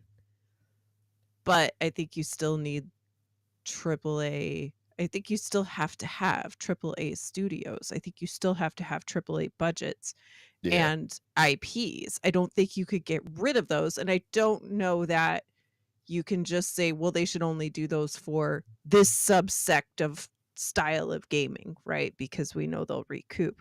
Or I don't think you could say, we can't have any more single player games that come out as a AAA, or that they shouldn't be trying to do a single player experience as a AAA, because we need to proof it through a AA thing first. I just don't think that works. What I do think is that you're not wrong, that there are a lot of AA games that they test the waters, and they make their game with all the heart and passion, right, within that budget and that team size. And then they are a smash success. So then they go on and they make a bigger one. But I don't think that you can eliminate the AAA space outside, for new IP. I'll just say for new IP, to exclude like the Call of Duty or the Battlefields, those kinds of like bigger games that we know are going to get an iteration all the time. Yeah, but that's not new IP. So my thing has always been just with the new IP, because that's always where, I mean, look at Sony. I just don't think that's possible, because look at Cyberpunk. Like, Cyberpunk is an absolutely fantastic game. It's Trash game. phenomenal. Yeah. And it's you know, it's like if there was quadruple, it would be quadruple, like Worst game ever made. Bad example. Pick another one. Man, you missing out on Cyberpunk, man. Definitely not. I will not Big support time. developers that will Time. just Be right bold back. face lie to me. I will Be play right it back. because Holly's going to play God of War. But like they bold face lied to the entire gaming community. Yeah, the game's fine. No, we're not giving out console codes because that's fine on console. It's absolutely fine. You can get it on your Xbox One. It's going to work. It's going to be amazing. Even if I'm ranting, I can still get it. But I think with new IPs, we don't see them as much, and I think this is why we don't see them as much, Holly. It's not that you completely preclude it from ever happening. I'm just saying it's the safer way in, and look at Sony being risk averse, extremely risk averse when it comes to bringing in new IPs or even bringing back their older IPs, right? Siphon Filters and Revolu- I can't remember the name of the damn thing, but Jack and Daxter, like those games don't tend to one get made very often, two do well. And what Sony tends to do is remaster Days Gone. It looks exactly the same as the last Days Gone, but they tend to remaster and remake stuff because it's safe, and they tend to make sequels for things because it's safe, and that's what we generally see from a lot of big AAA studios. And I just feel like this is a way. This is not to remove, again, not to removal, but this is a way for those bigger risk-averse companies to get into, hey, we want to give you the opportunity to make this pitch, to make this game, but we're not going to give you $200 million budget and hope for the best. You know what I mean? And I think Obsidian's thing with the studio too is that they're keeping it small, and their developers are skilled, and they gain more experience with each iteration on each game. And keeping it small is it's an easier, manageable sort of thing to manage. And then once you've got the game, you can build upon it, which is sort of what I'm getting at. And I'm not saying that this works wholly for every single one, but I think this is a great example of it working if they're to do a sequel. I'm just saying there has to be a balance. Like you can't just eliminate AAA single player new IP experiences. I don't think that's I just don't think that's possible or realistic or wise, because Avowed turned out to be a hit at a AA space, right? And it can move on. But I mean, Prince of Persia did not do well, right? But then there's plenty of examples. Why do you seem happy about that? Why do you seem happy about that? No, I'm just saying it didn't do well. So thank God they didn't have the AAA budget. But then there's plenty of AAA experiences that also have that same back and forth. So it's just perception independent of the dollar value that was put into it, or the studio size, or it's literally going to be a hit or a miss no matter what size it is. It's just how much was the studio able to sell their idea, right, to bolster it to a AA or a AAA or an indie, whatever it is they're making. Yeah, I just think we'll see more IP. I think we'll see more new IP greenlit if it's not on a huge scope, which has always been sort of where I'm coming from here. And then when there's less risk, business is more likely to say yes. Hey, we're only spending 80 mil. If we don't make it back, it's not a big deal, as opposed to we're spending 200, 300 mil. You guys better, and I think that opens up, Concord, as a mofo. I think that opens up when you've got such a lot of investment. When we look at Xbox now, right? They've got a lot of investment because they put in, whatever it was, 80 billion to buy ABK. That brings eyes from on high, and then opinions from on high, and then direction from on high on how things should go. I think if you've got a bigger game like that, you might have that interference from a lot of platform holders or from a lot of publishers. Whereas you get less of that. You know, they'd be like, oh, we gave them 80 mil. They make it, they don't make it. This game will cover it. We're cool. And I sort of see Microsoft sort of doing this, and I think it helps with cadence too, right? You bring it out more and more. Umbra, I want to jump to you. Obviously, you agree with me, and Donte agrees with me, and Holly is wrong. So this has been one of the greatest podcasts of all time. Makes it real easy to get straight to the point and get us out of here. You know what I mean? Yeah. Case closed. Oh, he's like, even Holly's like, yeah, let's do it. What's the Steel Man the question for me though, Risk? I don't know where to go with this. Steel Man that for me again. Your question. well, I guess I can still man Holly's sort of view is that the industry operating as it is fine with what it's doing, and that there is that balance is already there, and they should just sort of continue on the track that they're continuing on for, major platform holders, major publishers. But when I'm saying this, to throw one more thing in there, I'm saying, talking about your bigger publishers and your bigger platform holders, Sony, Xbox, EA, 2K, the ones that tend to put everything into a big AAA game, but don't do a lot of new IP.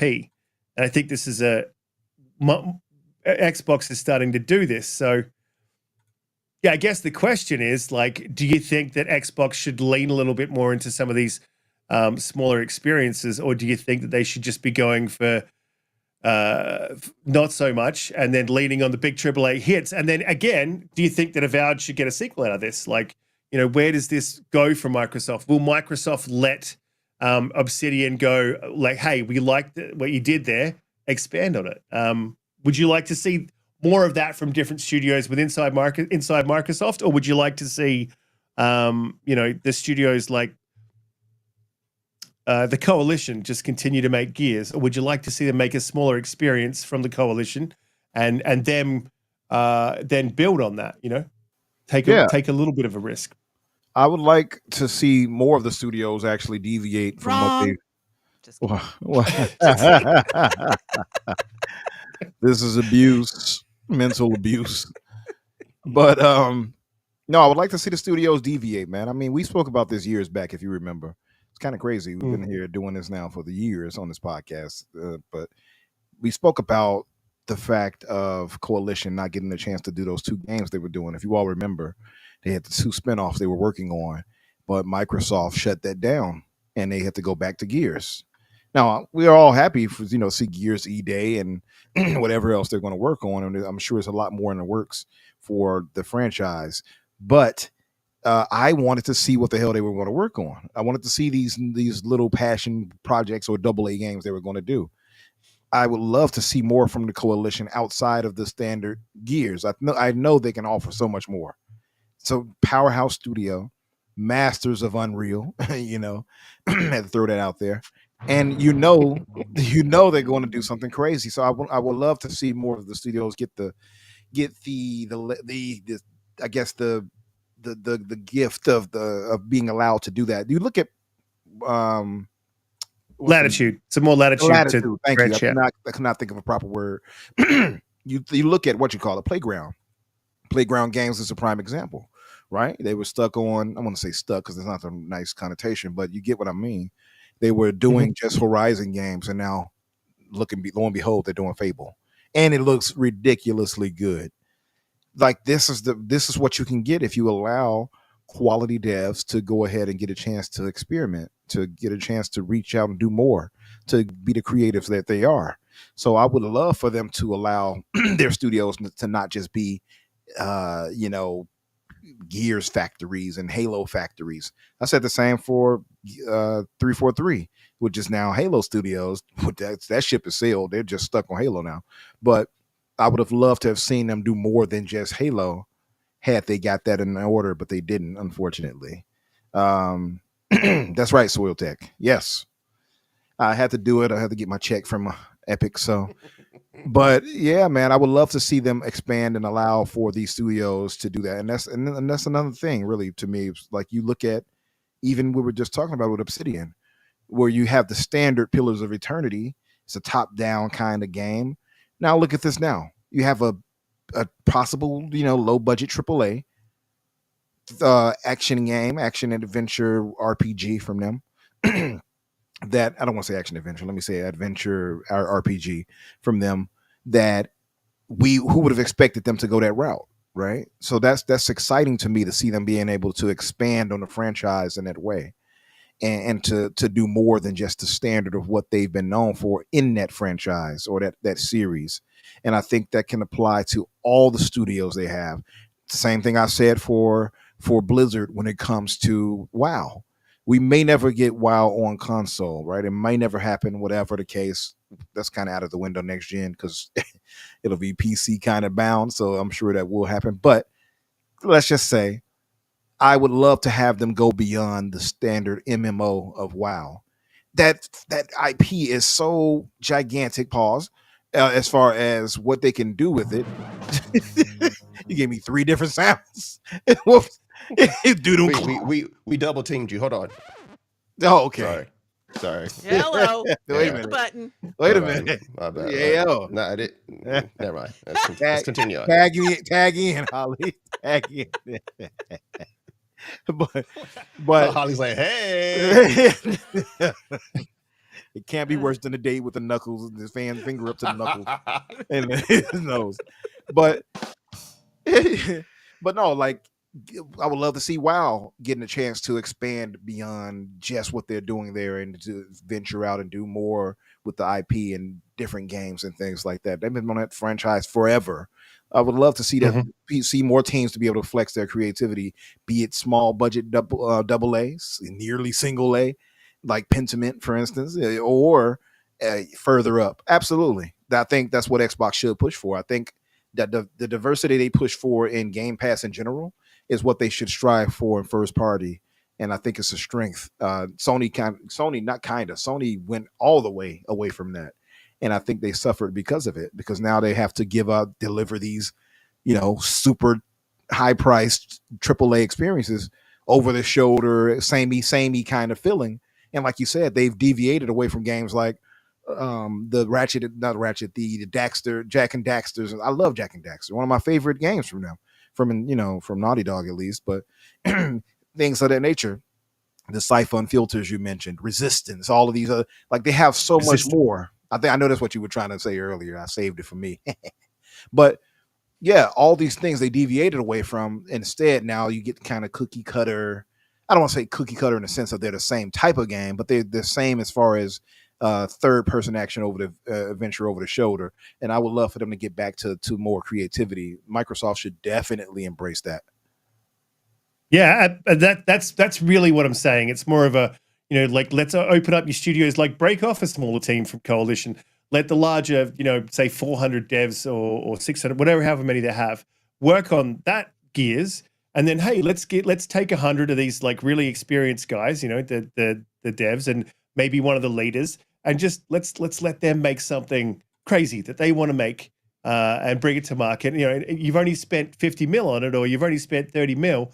And if it comes out and it's a hit, great. If it's not, then cool. But I mean, Pentiment is a great example. It was pretty successful. Everyone loved it. I didn't play the damn game because I don't want to read a book while I play games. But a lot of people liked it, right? So having those little smaller experiences, I think, are great. I think Obsidian is something that the industry should learn from. Donte, you would you? I mean, just sort of same question. Would you like to see?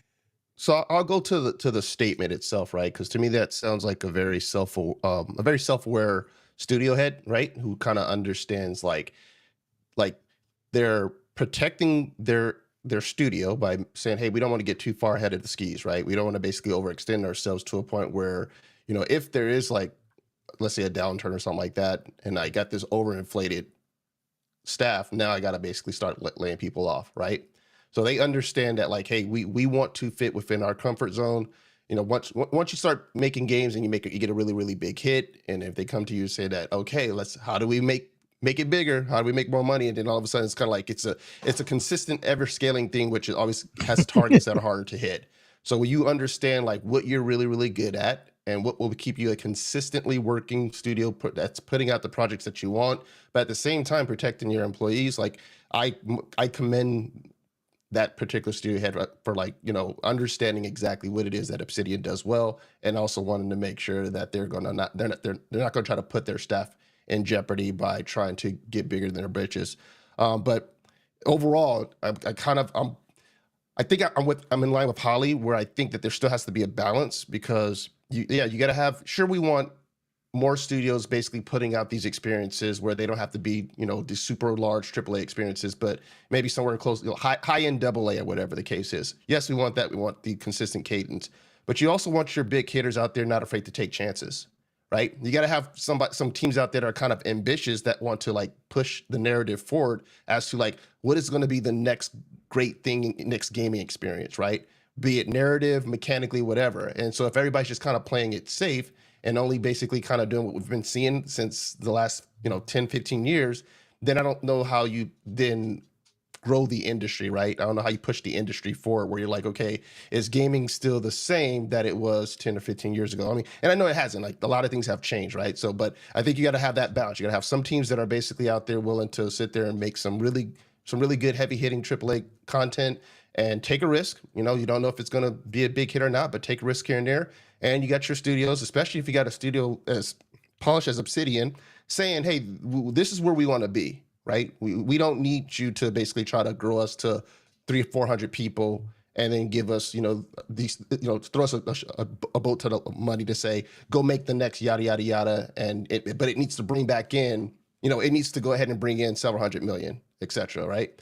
So if you got teams like that know what they want to do what Phil said he was doing to begin with, which is let them operate the way that they want to, make the games that they want to, still if they're doing consistent quality and they're not overextending themselves, I think that's good. And then you got your bigger teams that can make the heavy hitters, like, what Coalition does with Gears, what it does. Like they got a lot of big studios out there that can still do AAA games. So you got to have like that kind of balance, so that way you got a good cadence. You're not overextending employees to the point where your payroll is getting out of whack. And if there is, some misses here and there, that's just the nature of doing business. You're going to have some misses here and there. But I don't want like the industry as a whole to completely go conservative and say we're not going to really start taking chances on some of these big experiences, because like, yes, gaming is super ridiculous right now, especially with the news that we saw from NetEase, in terms of like you have a hit and then all of a sudden you're like, but we got to find ways to still like cut and make more money. So like that to me that's problematic. You got to find ways to bring the cost down. But at the same time, like, I don't want it to be where we're just like, okay, I'm not seeing something that is challenging the actual medium because studios are afraid to take a chance. And I think you still got to have some variation of that, because when you do that, that's how you entice some people to be like, oh man, maybe I do got to purchase, this for PC if I'm not someone who owns an Xbox, right? Because Xbox has this one studio that put out this, and maybe I'm only a PlayStation player, but that game I'm hearing everybody talk about, and it's the next, it's one of the hottest things since, like, I want that conversation. I want to be able to hear that. And I don't think we've seen that in quite some time. Like Cyberpunk finally got there, right? But it was overly ambitious and it didn't basically hit the mark initially. They finally got themselves close enough there. Probably not all the things that they wanted to in terms of how they wanted their NPCs interactions to be, the things that they kind of promised that they didn't deliver on. But it's like, I want studios like CD Projekt Red still saying we're willing to take chances like that. And I want Microsoft to have some of those studios being the big behemoth that they are with all the studios underneath their publishing. I don't want them just to be like, everybody just do, high AA, low end AAA with budgets, everyone's budget's this, right? Like, I think that will just get to a point where, we're not pushing forward gaming, and I still want to see it to be exciting. Yep.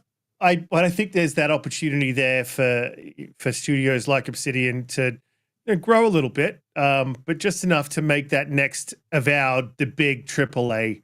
Like maybe add an extra 50 people in, and I think with the skills that they've got in their studio and the leadership they've got there, they could manage that extra 50 people to sort of build out each department with a couple extra people to get that work done, to make it more of a bigger AAA experience in the sequel.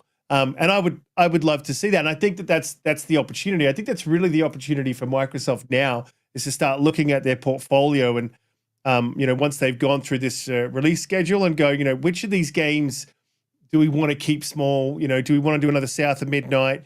Do we want Compulsion to like leap out of the zone and like do something huge? Because, let's be honest, South of Midnight is a AA as well, right? Or do we want it to be Do we want it to be Obsidian that sort of makes that leap? Or I think you can start to look at those studios and go, hey, and maybe what you do is you do what Obsidian does well. I think you like bring all your developers together to make that big AAA, and then break them off apart again to start making smaller experiences, right? You know, maybe Outer Worlds 2 is that game. Everyone's finished on Avowed, and they all get on Outer World 2, and that becomes the big AAA sort of thing that they've developed, right? I just think that opportunity is there within Microsoft to do that with some of the portfolio and the games that they've got coming through. And I would sort of like to see PlayStation, to be honest, I would like to see PlayStation do that. Look, make a Siphon Filter that's a side-scrolling Metroidvania or whatever that's, you know, like got some crazy combat and some stealth mechanics, and then see how that goes and build it on it. Or maybe make a smaller, you know, 10-hour experience with Siphon Filter that's a third-person over-the-shoulder, you know, sort of Splinter Cell-esque type game, or you know, bring up another Resistance that's more of a contained experience. I think there's things that PlayStation can do that are less risky, that aren't remasters, that aren't remakes, that aren't sequels. And I'd just like to see more of that. Being from afraid to take a chance, right there. That's the stuff that I'm talking about like being risk averse, where you're just only banking on IPs, not known IPs. So I hear what you're saying. I just want also them to kind of like, if you have a studio head kind of telling you like, hey, we're happy doing this, right? And they understand what it is that their studio brings to the table. Don't push them to make them do something that they're not. That's my only concern with there, right? Is don't try to be like, hey, we need you to make this. We're going to throw you all this money, da da da da. And here are the expectations, right? And if they really are like, well, we, you know, like give it to such and such, right? Because we don't really want to make that type of game. So that's the only thing I'd be concerned with. It's like, yes, if this turns out to be very, very successful, don't come at them and be like, okay, well, the next one has to be, you know, this much bigger, and we're going to give you 100 more people and force you to make something that you really don't want to make. Just, you know, let them refine what they do and do well, and then give them all the support to continue to make those games. And yeah, if they want to go a little bit bigger, then cool, hear that, right? But this from what you read to me, sounds like he's kind of saying, hey, we know who we are, and we're not looking to be, you know, CD Projekt Red. Yeah, no, look, yeah, agreed. You know, I mean, and maybe it's a case of like, cool, we don't want to do a sequel, and then Microsoft goes, hey, well, look, we're gonna use the Avowed IP, gonna take what you've built, we'll hand that code over to X studio, and they're gonna build that out. And Obsidian goes, cool, we'll work on the next small thing. Like this, I think there's just like options within the portfolio for Microsoft to really capitalize on some of these games that they've got coming to the fore. Look, we've already gone 2 hours. Last week was 3 hours. So before I do outros, there is one topic I want to quickly hit, and it's more of an FYI, public announcement sort of thing. But Lotus Esprit gifted the 20 memberships. Really appreciate you, Lotus. You're absolutely amazing, coming through every week and supporting us. And all you guys in the chat, if you do get a membership, please do shout out Lotus. Say thank you. I always do when someone hands me off a membership. I really appreciate it. And I am trying to build some more videos in the background now that I've had some time. So I'm working on another script. But unfortunately, I want to script my videos and make them quality as I can. And I have limited time. So I'm sort of halfway through one now. And we'll see how the next one goes. So I'll bring that out members only for the first maybe day as well. So you guys can get a chance to check it out first. The last topic I just want to quickly touch on and just let everyone know, because one of the things that I had noted on the thumbnail, on the advertisement on Twitter, I'll get everyone out of here so we can go play Avowed, because I know that's what you guys want to do.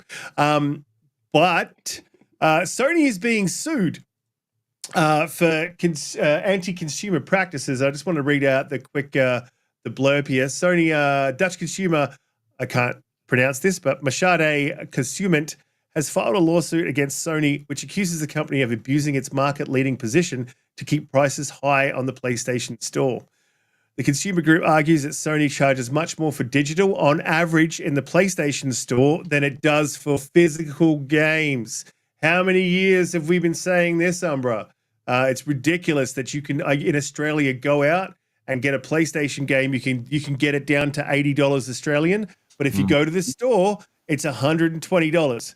Yep. They are price gouging their customers on a digital store, and they're capitalizing on laziness. I mean, realistically, but I mean, now they're releasing systems without disk drives. So they're sort of forcing people into their store without any other options digitally, which at least Microsoft has, if you don't buy physical. So I'm really glad to see someone taking action against this. And I think it's a bit of an industry-wide thing as well, where you're getting your games cheaper at a physical price. And I think the same prices should be across the board. I think it's a bit ridiculous that you can go and get a physical copy, which would cost more to create and distribute than a digital, and you get charged more on the digital just for the ease of going to someone's store. So I just wanted to call that out. If you guys want to add anything to that topic. Just one small thing, nothing too much. I hope if Sony is really doing what they are accused of here, that they pay for it. No problem with that whatsoever. These corporations are more greedy as the day goes by. I would say the same if it was Microsoft. Also, too, digital should just be flat out cheaper. It's ridiculous that they can continue getting away with this. And that goes across the board to anybody. If you're not selling a physical copy, it shouldn't be the same as a physical copy. It's just that simple. It's just not even rocket science, right? It's just basic. Yep. You're literally hitting upload. Exactly. Yeah, come on. You know what I'm saying? Like, you're not giving me anything in terms of a plastic. There's no artwork in nothing. There's nothing that's a production cost outside of basically pressing the button and putting it on your server. Yeah, agreed. And just to add to that, the last little jab at Riskit, this is more reason why you need to get yourself a PC, my brother.